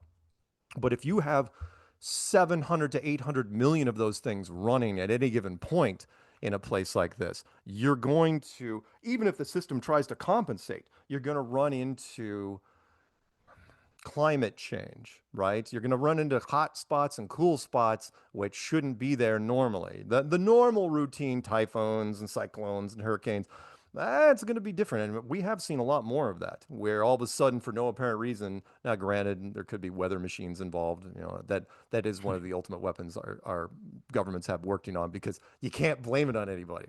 It's like, wow, it's really sad, all those lightning strikes. God must hate you. That sort of thing. But yeah, that's how you would do it. Yeah, I think that's another topic that people get very upset about if you mention What? chemtrails and things like that. Uh, That's a really upsetting topic. and I don't know what chemtrails are. Do I think they're real? Yeah, sure. But wow, we can't find a whistleblower or anybody that can actually get a barrel of whatever's in there. They've been doing I, the purpose. I have heard people go over that for years, and I cannot get a consensus anywhere other than it's some weird stuff. And it happens in a lot of different places. So what are you doing it for? Well, I mean, hey, we could do a whole nother thing on that. And something else that I have a question about is these. I guess I saw photographs from, I think it's the mid 1800s, where they have this, amazing architecture and these huge cities, like including San Francisco, Yeah. where there's just no people there. Right. What's your stance on that? Um, because I believe in terraforming and creating things like old meteor craters and stuff like that. I do not want to dismiss that at all, which is, look, there's 6 billion smartphones in the world right now. There's more people have smartphones than running water, which shouldn't be, but hey, it's where we live. And yet we can't find any videos of meteor falling, going from sky to ground. Can't find it anywhere. It's like, remember, most of them should hit the drink anywhere, not from a cruise boat, not from a fishing boat, not from any beach. Farmland, swamp, never happens. We see stuff streaking across the sky. Everybody's seen it. What's happening, right? Why does that get tied into, what was the initial question? It was, These shoot. civilizations Oh yeah, from, civilizations, yeah. which is, if you can alter whoever's built this place, would it be beyond them to do some last minute terraforming on urban environments and, with a little memory modification? Could you get away with it? Yeah, you bet you could. You bet you could. Now, do I think that's the case with all of them? No. I mean, unfortunately, because Flat Earth opens minds up so far, the term auto hoaxing only came out when I've been doing this, and it's like people don't believe in anything. So they say every building. They point any building that's even over a certain height. It's like, nope, that's got to be built, pre-built or just set in here. Which, again, if you're a builder and you want to keep things moving, yeah, yeah. Do I think it's possible? Yes. Is it one of my top 10? Nah. But it's an interesting thing to look at because, as you know, there's lots of pictures out there, and it is interesting to watch some of the cities that, when there's nobody around. Remember, this was back when, photography was in its infancy, and yet he's like, well, boy, it looks pretty barren, considering it looks like it's a well-built city. Where's everybody? Yeah, I Yeah, got you. it's another interesting Or topic, but that, Oh, sorry, one more thing go along ahead. those lines. The Egyptian pyramids. I had somebody that told me years ago, it's like, you want to have fun. This is before I was in the flyer. They go to the freaking pyramids and take a look. And remember, the pyramids you're looking now is just the superstructure. The marble casing was taken by people a long time ago because marble's worth something. And I go there and I stand, and you standing, it's massive. And from an engineering standpoint, you're looking. The thing is, here's the catch. You turn around, it's not in the middle of the desert. Cairo backs right up to one side of it deliberately. But they leave the other side bare for the tourists, right? But I mean, there's a Starbucks within a golf shot of that place. You turn around, you look at Cairo, which is a dumpster fire by comparison, and you're like, yeah, these guys had nothing to do with the building of this place. And your ancestors? No, I don't think so, man. I like the Egyptian people, but you didn't build that. Yeah, and that's something that yeah, I don't know. I bring it up with people. The pyramids, to have something so perfect. I can't remember what the size or the weight, something like 8,000 tons or something for some of these blocks, and they tell us that these blocks were brought in with logs Oh and yeah, and slaves. they were and all the fair. Look, if I ever get my time machine fixed, the first thing I'm going to do is I'm going to go back to frickin' Cairo, set it to when 5,000 years ago, take a look and see if Cairo's there. I know what happened, which is whatever recon the pharaohs were saying, they find these things. As you know, power perceived is power achieved, and they're like, They're looking around. It's like, there's nobody here but these freaking things. You know what? We built them. Yeah, we built them. How long did it take you? 30 years. How'd you do it? Doesn't matter. We're the pharaohs. Shut up. And seriously, there isn't a single you know this. There's not a single hieroglyph describing the project at all. Only that it took 30 years. And of course, that was a big mistake because 30 years people are doing the math and the blocks. It's like, wait, you laid a block like every 7 minutes or something like that. Is that even possible? Again, it's one of the oldest engineering things in the book where all these engineers trying scratching their head. Our best machinery would be taxed to even come close to what they're doing. The precision, nah, not a chance. Because as you know, I mean, you've got a line thing, but I mean, compare that to the stones from like Machu Picchu and Pumapunku, where they're just sandwiched. I mean, it's looked like they're melted together. It's like, how'd you do that? Who are they? Why is it up on this mountain? Where'd they go? And I guess there's also, some of the churches of Europe and places where they say they're energy, they were energy places where they could harness energy and then Sure. supply. What? So, Why not? If Tesla was working on that in Colorado, I was in Colorado for 20 years. He's legendary out there. If he was working on ambitious, I'll give him that, a free energy system, right? Which was, I mean, wireless energy transfer sounds a little dicey to me because it sounds like it can be weaponized pretty easily, to be honest.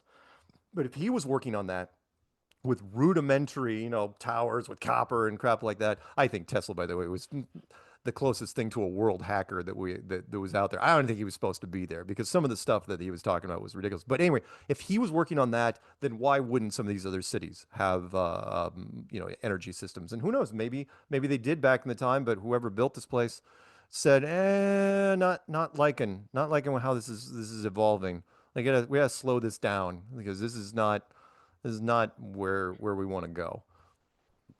We're not doing the steampunk thing this time. No. you brought up meteors, and as Yes. you said, I think the only place we see those is in a lot of Hollywood movies. Bruce Willis saves the Earth. But it's a good segue into space. No. So No. I asked my mum the other day, what about the moon landings? Do you trust that? And she said, yeah, I do. And I said, why? And she said, because it was on TV. And I think, And thank you, by the way. That is the number one answer. Whenever I go outside of this country, I remember asking a bunch of kids at a conference in Sweden that they had me open, and I go, okay, I know why the Americans believe it. Rah rah, wave the flag. We're the best. We're supposed to believe it.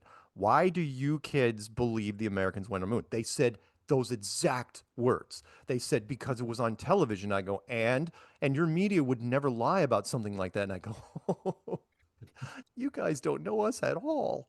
Because the Americans, if I mean, come on, look, I love America, but we're the greatest show on earth. If we find a lie that benefits us in some way, we're spinning it.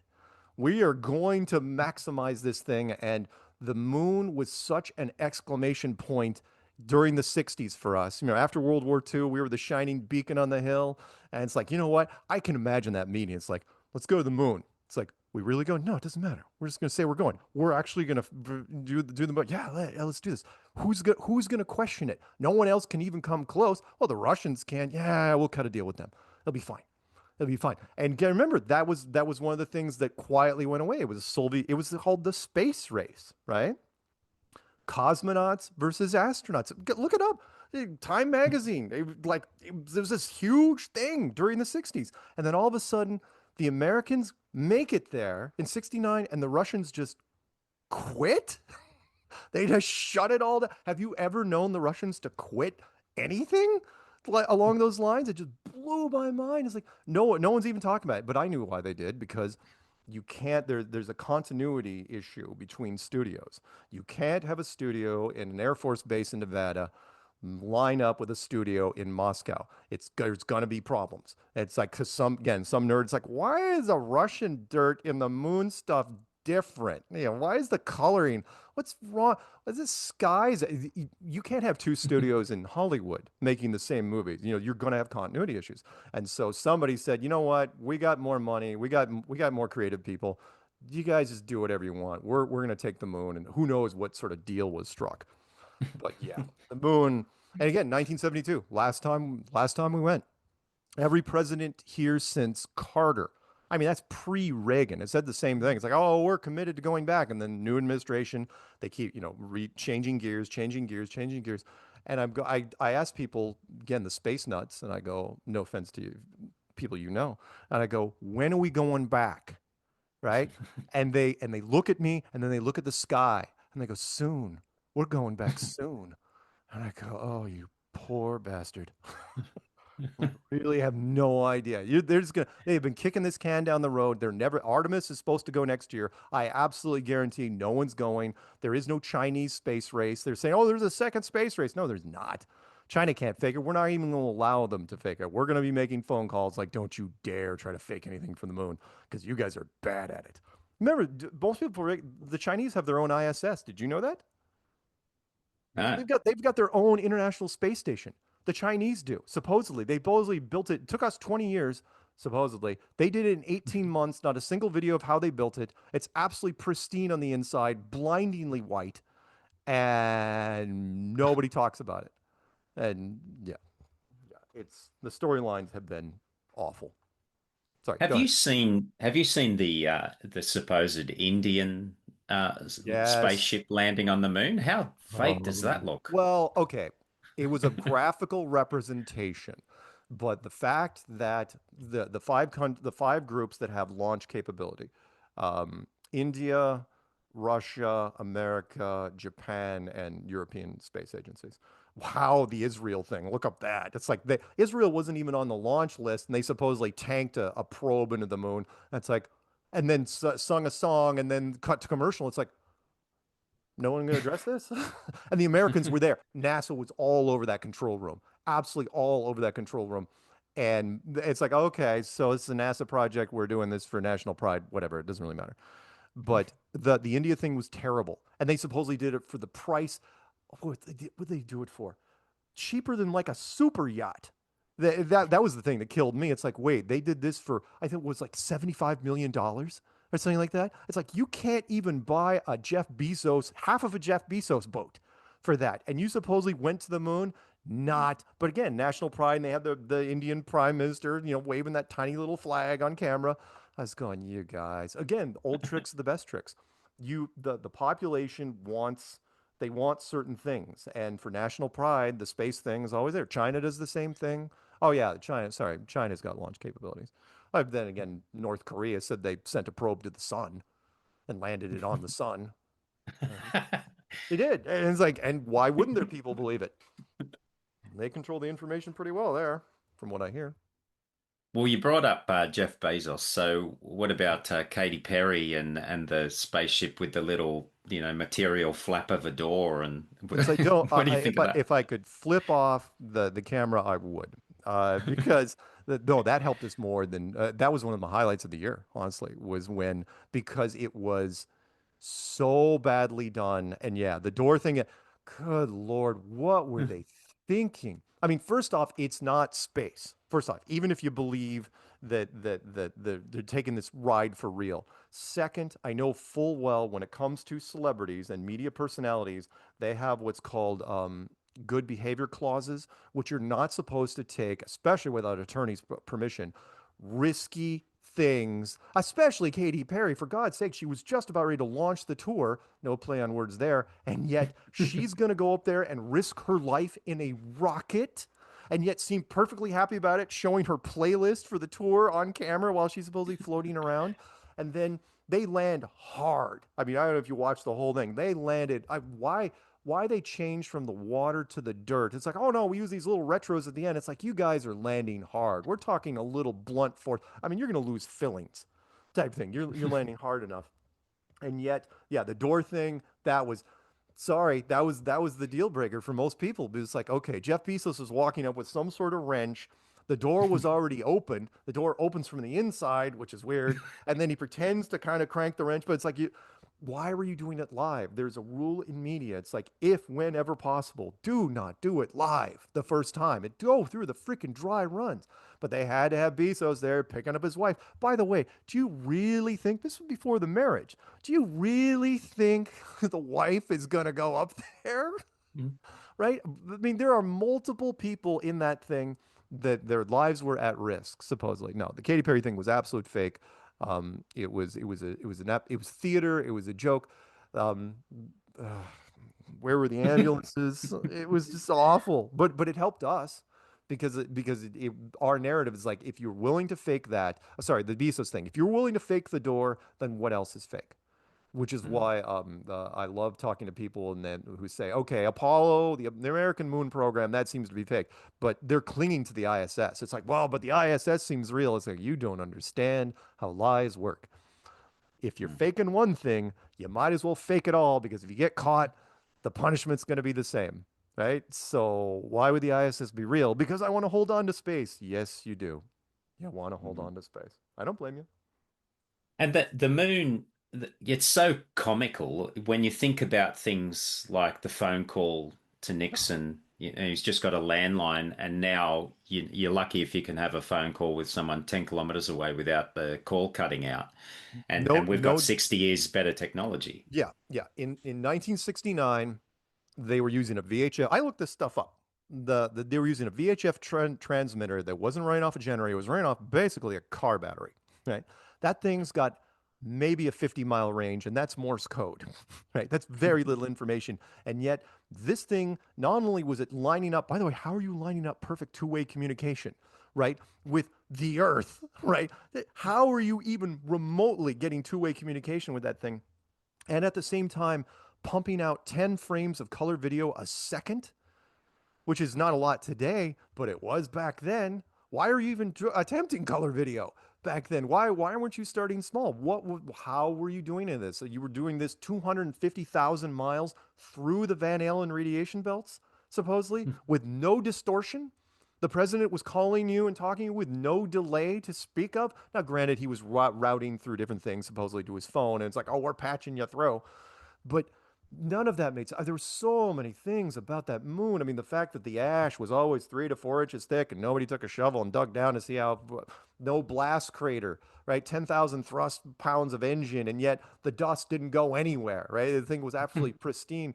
The capsule looked like a homeless shelter guy had built it, right? A guy that had been on meth for a while. The fact that feats of strength weren't involved. Remember, if it's 1/6 Earth's gravity, then a 180-pound man weighs 30 pounds. Well, that's pretty athletic, right? White man can jump in this case. And they should have been bouncing a lot higher than what they were. And again, the feats of strength, they should have been one arming the lander. Of course, why did you have the car there in the first place? Why did you unpack this car? You really had time to build a car. Plus, sorry, two more things about this. One is you have time to build the car, and yet when you drive it out somewhere, man, perfect. You know, this dune buggy, that's really what it was. It was a dune buggy, and all they did, it had gas engine on the studio, and they just turned the sound off, right? So you're off miles away from the craft. What if that thing breaks down? You have to hoof it, right? You're gonna have to walk back. Do you have time? You know what? You have fun. Look this up. Find me. You know, you have friends. Anybody that scuba dives? Yeah. Perfect. You know all they care about, the scuba divers? All they care about? Care about how much air they have. That's all they care about. They got that big dial. They're down there. They are looking at it constantly. How many minutes of air do I have left, right? You know who didn't care about how much air they had left? The astronauts. They never talked about it. You would have thought at one point, hey, Neil, I'm down to 18 minutes. Maybe we should head back to the blah, blah, blah. No one ever talked. Unlimited air. In 1969, how did you have unlimited air? How does that work? Or while we're at it, what magical thing in that backpack of yours stops the vacuum force from turning that suit into a parade float, going as tight as a snare drum, and then detonating? No scientist will tell this. It's like what? Even if you could tell me now with microprocessor technology, which you can't, I'm a fairly clever writer. If you can tell me that you have a suit that can stop a vacuum, right? It can survive in a vacuum. How'd you do it in 1969?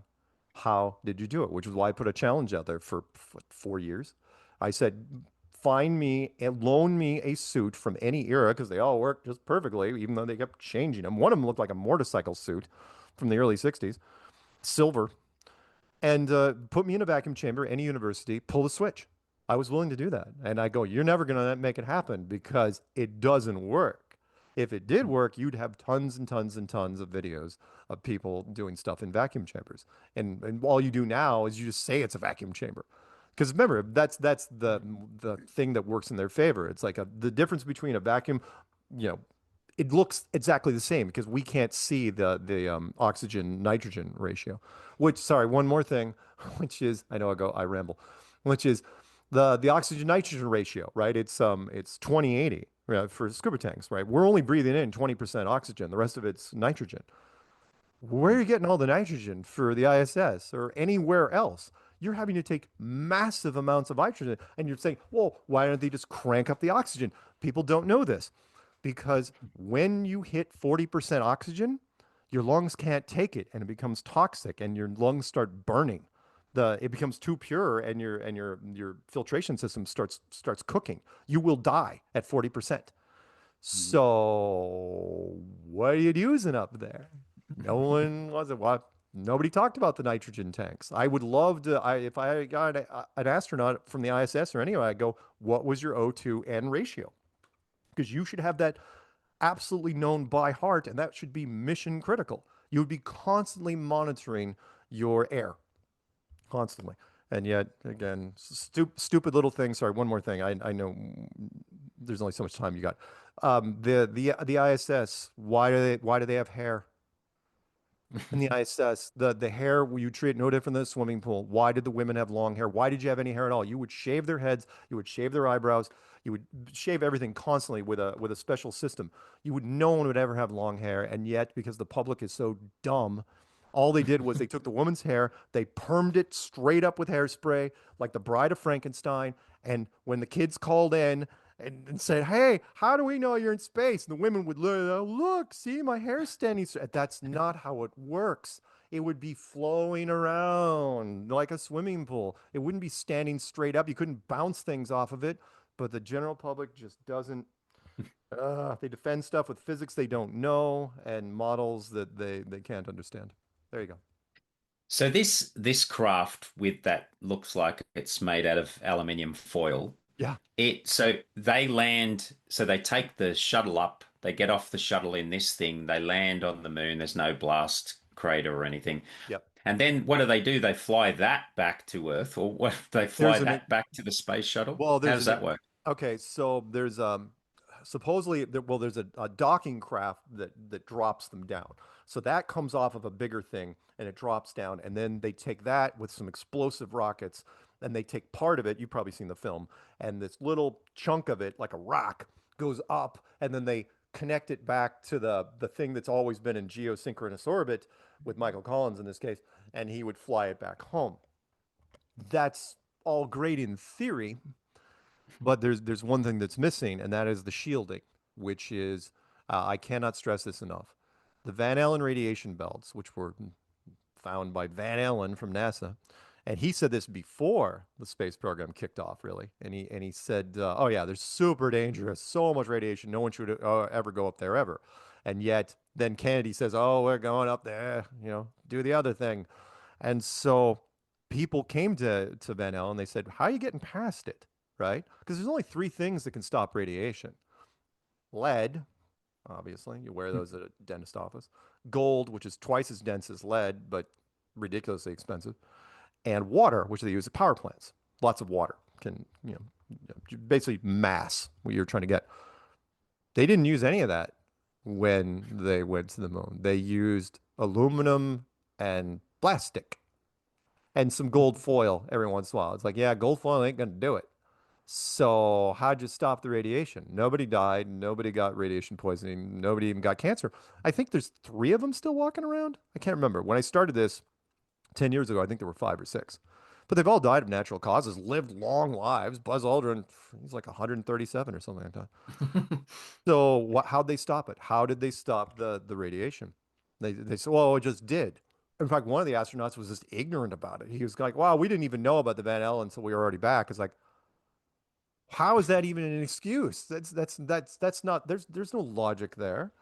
So yeah, it is no, there were so many things wrong. The Apollo program, which is why we've never gone back, and nobody's even tried to go back since 1972. No one's even attempted. Nobody, that's the part that blows me away. Because it is aged badly, and unfortunately, because of social media, the weapons that they use against the public is also the detection weapons for the public, which is kind of like giving people Photoshop to make fake photos, but then you can use Photoshop to detect fake photos. Right, same thing with AI. And so now people, anything that comes out is immediately microscoped. And so, yeah, the American space program has aged badly, really badly, especially the still shots. If you get a chance, look at some of those. They looked like they just grabbed some. Well, why wouldn't you back then? You didn't know any better. You grabbed in magazine style photographer sets who set up perfect lighting, all these iconic shots. It's like, yeah, but you didn't have a viewfinder. How'd you get these iconic shots? It's like, well, we shot so many that eventually we found a gold nugget here and there. It's like, I don't think so. That's not how it looks. So yeah, the Who Americans not coming back. who filmed the them getting out? There's that too, isn't there? The story, as much as I know people laugh about the Stanley Kubrick thing, I still enjoy it because I know a lot about. I'm older and I know a lot about cinema. Stanley Kubrick, when he did Doctor Strangelove back in the day, a lot of people don't know this story. He asked the government, of course, why wouldn't he? If he could go into a B-52 and so he could replicate it, he needs to take some photos. And of course, the government's like, the hell you're going inside of one of our B-52s? It's like, what are you nuts? I go, we don't let anyone near those things. And so, how he cobbled it together, he cobbled together the inside of a B-52 from just resources that he had. I don't know how he did it, but the government was so impressed. I think he was on a short list of what could be faked on film. So they hired him in the early 60s to come up with something basically, and I think his request was very nice, which was, hey, can I use my techniques and turn it into a movie? And it's like, yeah, fine, just don't go nuts with this. And they weren't going to tell him too much.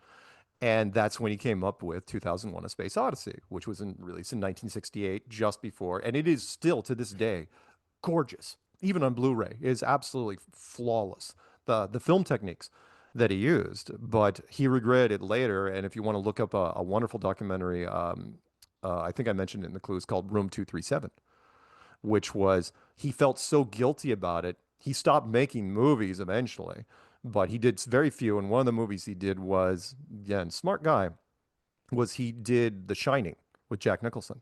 And he coded into The Shining, and it wasn't found out until later, until it came out on Blu-ray. He coded into The Shining his involvement in the moon program. And it is fascinating to look at where the moon room, or the room 237, by the way, 237,000 miles to Earth, from the moon and all this stuff. It is a fascinating look at, because, and he felt bad because Stephen King hated the movie. It's like, why did he destroy so much? And why did he go off book? And it was because he wanted to get in these little coded things. It really is something to see. But do I think Stanley Kubrick had a lot to do with it? Yes, but I think he regretted it, and I think he bailed before the final product, which is why. Sorry, one more thing, where NASA.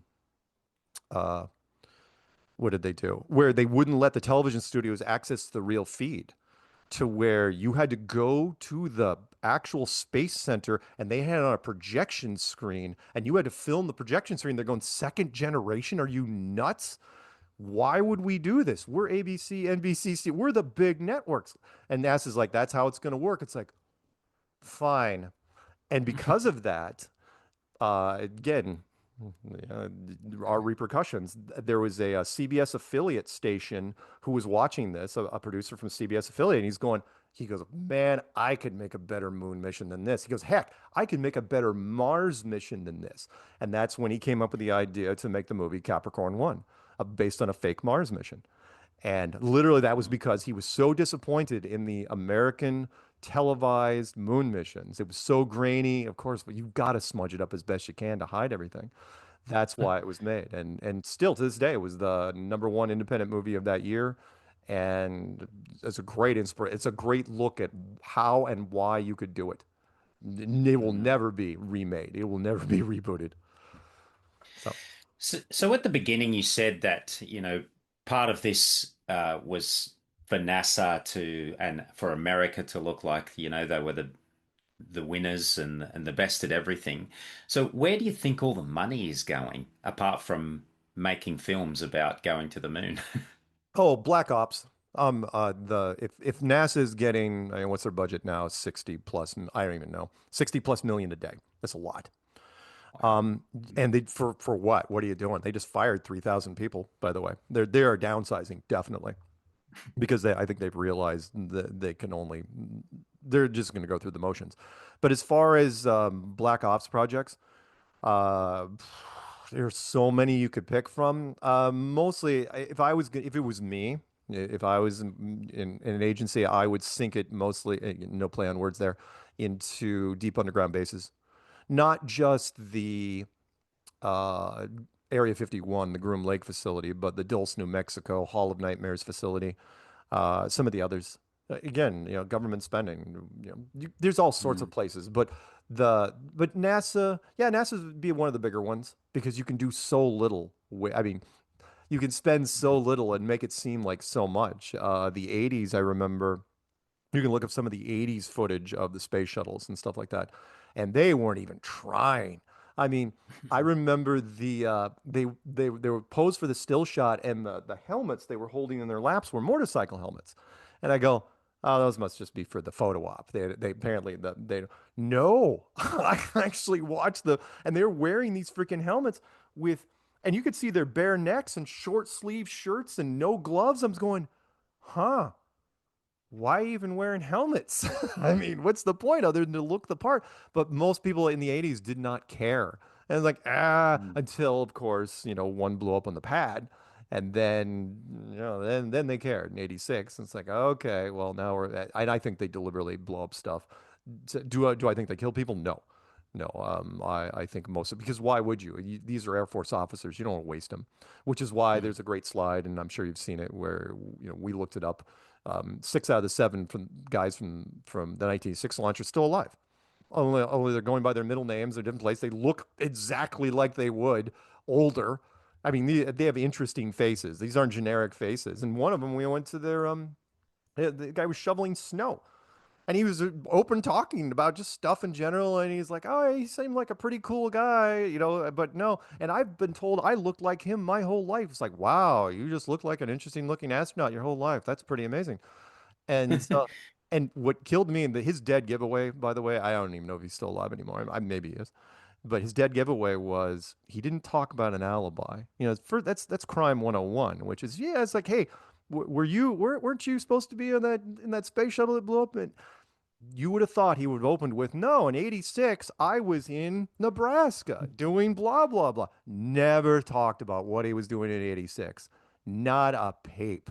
And it's like, you got to, I think he was surprised that, well, it's not like anyone's going to come up to my driveway. I don't need to come up with a cover story. Anyway, sorry. What Yeah, I've else? What seen else? that Apollo mission where it explodes. They traumatized a lot of people who were watching that and fans of the Yeah, project. yeah. And then you see all this footage of these people still getting around in society. So yeah, but they don't care what they do. No, I mean, I go ahead, go ahead. No, no, you go. I was about to say it power perceived is power achieved, and they get away with a lot because why wouldn't they? And in the 80s, the internet didn't come out until 20 something years later, so not really. So these communications were used really used to the most people don't know the astronaut, civil astronauts know for the private astronauts, but the internet now forgets nothing. There's a single shred of info out there, and it'll get found. And once it gets found, it's really tough to get rid of. I know there's movies like, oh no, erase this, erase that. It's tough to do. There's so many things to do.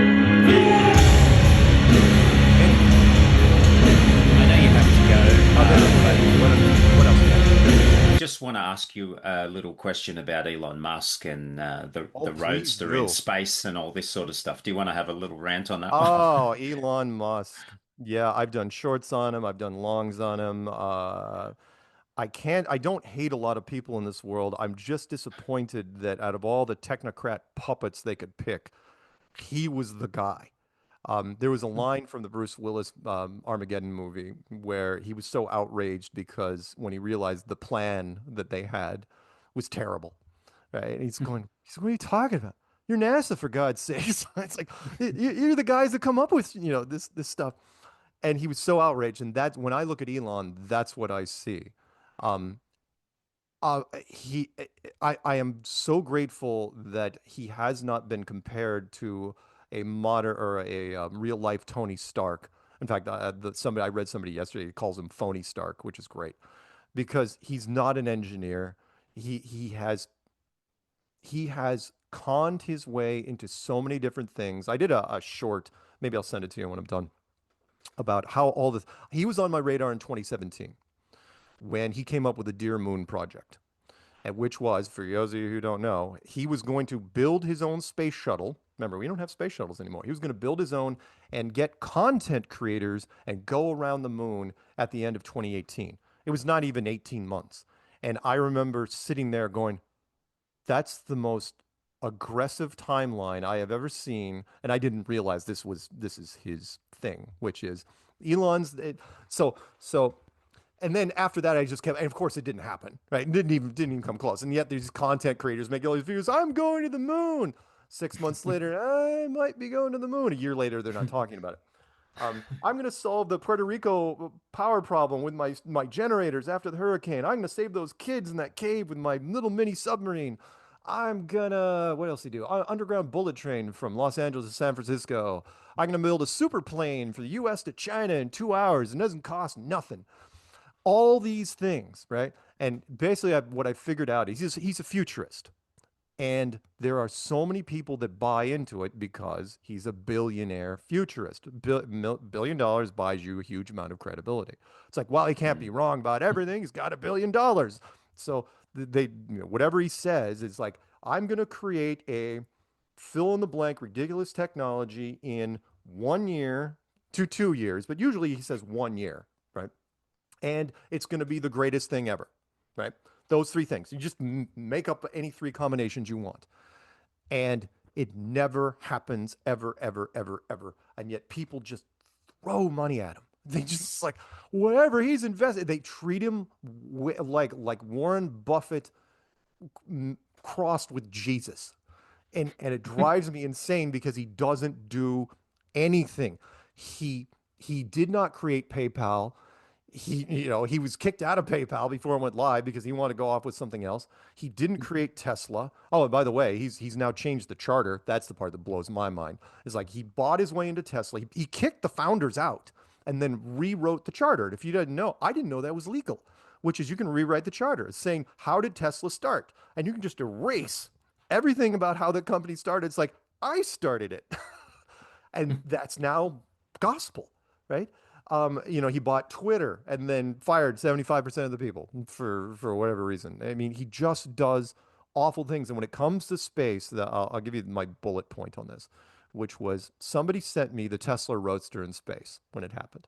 Just an image of it, just a still shot. I just laughed. It's like, oh God. I go, who photoshopped that? Was it Jaron? Who made that? It's terrible. And somebody writes, he goes, no, man, that's a live link. I go, live link to what? It's like, no, dude, it's in space. I go, the hell it is. I go, it can't be in space. I go, it's intact.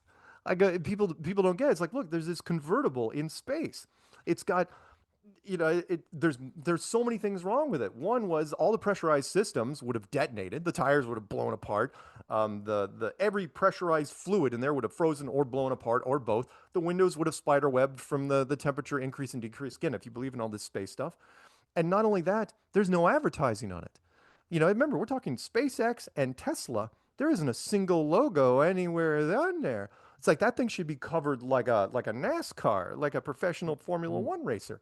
And there's nothing there. On top of that, you've got this generic mannequin in the driver's seat, right?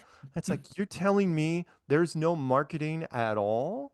right? On this, this thing, you could have called up Disney and you could have, and by the way, why are you using the Roadster? Why aren't you using the freaking flagship, the one of the S models, right? And again, you could have, the thing could have paid for itself. You could have put, I don't know, a Stormtrooper in there, Groot, Boba Fett, and I don't know, somebody else from one of the Marvel franchises. Thing would have paid for itself. And yet there isn't a single banner in the should have Patricia was the one that picked up on that. She goes, the Tesla dealerships, shouldn't they have a full-size banner of this Roadster in space in every dealership in the country and the world? And I go, yeah. So why don't they? 'Cause they were scared to death when they ran it. I don't think because people again, lots of people are like hashtag fake, hashtag BS, hashtag not buying it. No one was buying it. So they didn't want to get pinned to this in case something really, really went wrong. And all Mm. on top of that, no other car company decided to top it in any way, shape, or form. I'm sure, by the way, like Chevy or Ford or Mercedes called up Tesla's like, how'd you do it? Blah, blah, blah. Tell us the specs. And they just blew them off, said, nope, not happening. No, Elon Musk is a freaking technocratic muppet that doesn't do anything and he gets credit for everything. Only recently have people finally, I think because he hitched his wagon to Trump for a while, well, was he catching any criticism at all? Drives me nuts. He's I've never seen one man get so much credit for being, I mean, it was now they're talking what, $1 trillion payout package for what it's like, and he doesn't play the part well. And I don't know if it's because they won't let him. It's like, look, if you're a hyper crack version of Bruce Wayne, where's your mega yacht? Why aren't you in the air constantly on a private jet? I never see him in anything flashy ever. And you can't tell me, oh, because he's so based, because he's so grounded. It's like, no, he makes statements that are just ridiculous. And people, sorry, last thing, people just buy it. They just eat it up. I remember this one time, it's insane. Like one time he was in Twitter.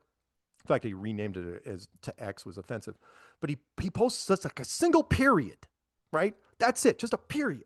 That was his post. It was retweeted tens of thousands of times. And people thought it was so deep and so profound. It's like, what do you think he is? Like the Andy Warhol of technocrats? It's not that guy. He's absolutely not. I've heard him talk. I've listened to his speeches. I'm like, I'm staring at the screen, watching intently. And what gets me is like after he makes some absolutely ridiculous statement, he'll seem like he's lost in thought. One of these, like, and people are thinking, oh, there's if he's so he must be. No, he's lost at that point. He has no idea where he's going. And the guy, he probably is like trying to search for the original question. So yeah, there you go. So, so he's not going to build a civilization on Mars then. Yeah, the Mars. One of the things. Okay, we should probably wrap this up pretty soon because I got to eat before I go to the airport. Which is okay. The couple things I want to mention here for your audience, which is, and I don't want to burst anybody, but I don't want to be the Debbie Downer type guy. But I want to mention there are things in our future that we've received, and there are things we're not going to get. Things we received. We got the internet and social media for better or for worse. And we've got amazing camera technology and we can do a lot of stuff with computers. Great. There are certain things you're never going to see. Flying cars, like the Jetsons, not going to happen for various reasons. The biggest being is people can barely drive on the roads and you're going to put them up there. Good luck. Think about your worst driving neighbor and give him a helicopter. Tell me how that thought works out, right? You're not going to get robot servants. If you've seen the Neo thing recently, you know what I mean, which is the thing that they're releasing in Europe. They're trying to pass it off as autonomous, but it's robot piloted. It's puppeted, meaning there's somebody literally with a VR headset walking around your house in a robot. It's like that is a privacy and legal quagmire. That's never ever going to happen.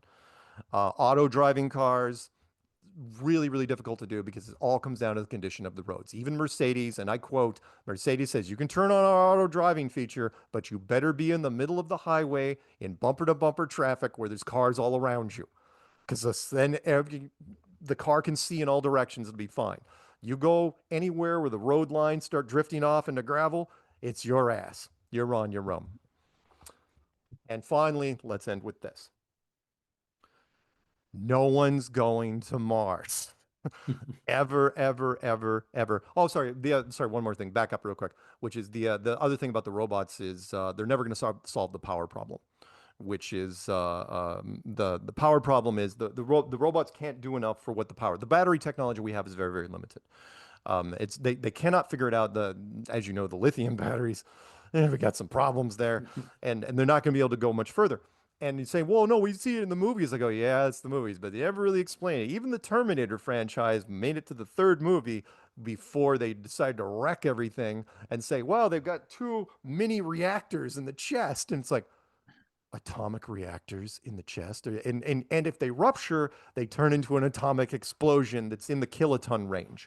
And it's like, wait, that's really a terrible idea because then, you could weaponize it, whatever.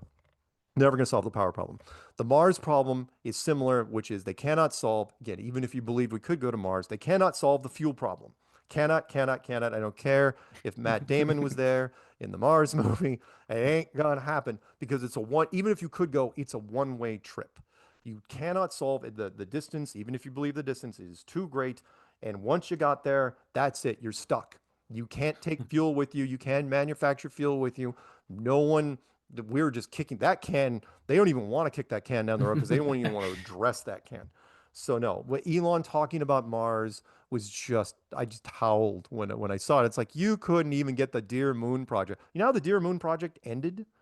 7 years later, in 2024, the Japanese investor, again, that he conned into fronting billions for this thing, finally, after 7 years, the contract gave up and the lawyers got involved. It's like, okay, we're pulling the plug on this thing quietly behind the scenes. I noticed. So the Mars program, no, he talks about that stuff all the time. Again, it's like when he says, "Oh yeah, I see us going to Mars in the next year or two, and getting people there and doing all this stuff." It's like, and no, no, no one's ever going to Mars. No, they're not even going to try. You can't. There is no good end game to that. I mean, technically, there was no good end game to the moon, which is why you would never try to do it in real life. Sorry, and you'd never ever do it live. Sorry, one last thing, which is the moon mission would never. It was a military operation. Remember, NASA is DoD. It is not a science organization. It is U.S. military. Always has. I mean, it's proprietary military. It's built on missile technology. Where'd you think we came up with all the ideas for the ballistic missiles? NASA was kind of an offshoot off that. It was a civilian kind of version of that. Not really, though, because it was all military guys flying it. So you would never do it live because you would never, if something went wrong, you don't ever want to turn the moon into a headstone, right? Because then the connotations are awful. Then you have Americans crying all the time. It's like, oh, those poor boys, we left them up there. And it's like, you never ever do it live. Never ever ever do it live in a million years. You do it privately, which is why Richard Hoagland had so much success with a secret space program idea, which actually I thought was pretty good until the flat Earth came out, and then Richard Hoagland wouldn't talk to us anymore. All right. Anything else I can do Okay. for you? I've still got millions of questions, but you have to go. So I uh, do. this this was a lot of fun, Yeah, and yeah, perhaps we can do it again one day. yeah, But definitely. can you tell people where to find you, and Yes. if they want to look into this, if they want to entertain some thoughts that are then Yep. they haven't been allowed to forever? All you have to do is, I'll do one extra thing. Well, first off, just go in any search engine, type in Flat Earth Mark in any search engine. You will find me. And I do a podcast every Tuesday night called Strange World, which I just did. God, it was last night. It seems so long ago. And I'll be doing next Tuesday. I've been doing it for 10 years. And I talk about all sorts of fun stuff. But yeah, Flat Earth Mark will get you where you want to go. And again, take what I say with a grain of salt, which is in the end, I'm not here to convince you or persuade you. I'm just here to put the idea into your head. You're going to have to do your own research and figure it out. I'm not the one that's going to eventually, snap you out of whatever you're in. Because that way I don't have to take responsibility for it. You'll do it, and then maybe you'll call me up and say you ruined my life. Hopefully not, though. It's a fun thing to look into. The conference I'm going to. I'm leaving tomorrow morning, and in Arizona, it should be a blast. So yeah, look into it. It's fun. All right. Well, thanks a lot for your time, and as I said, this was a lot of fun. Thank you. Thank you.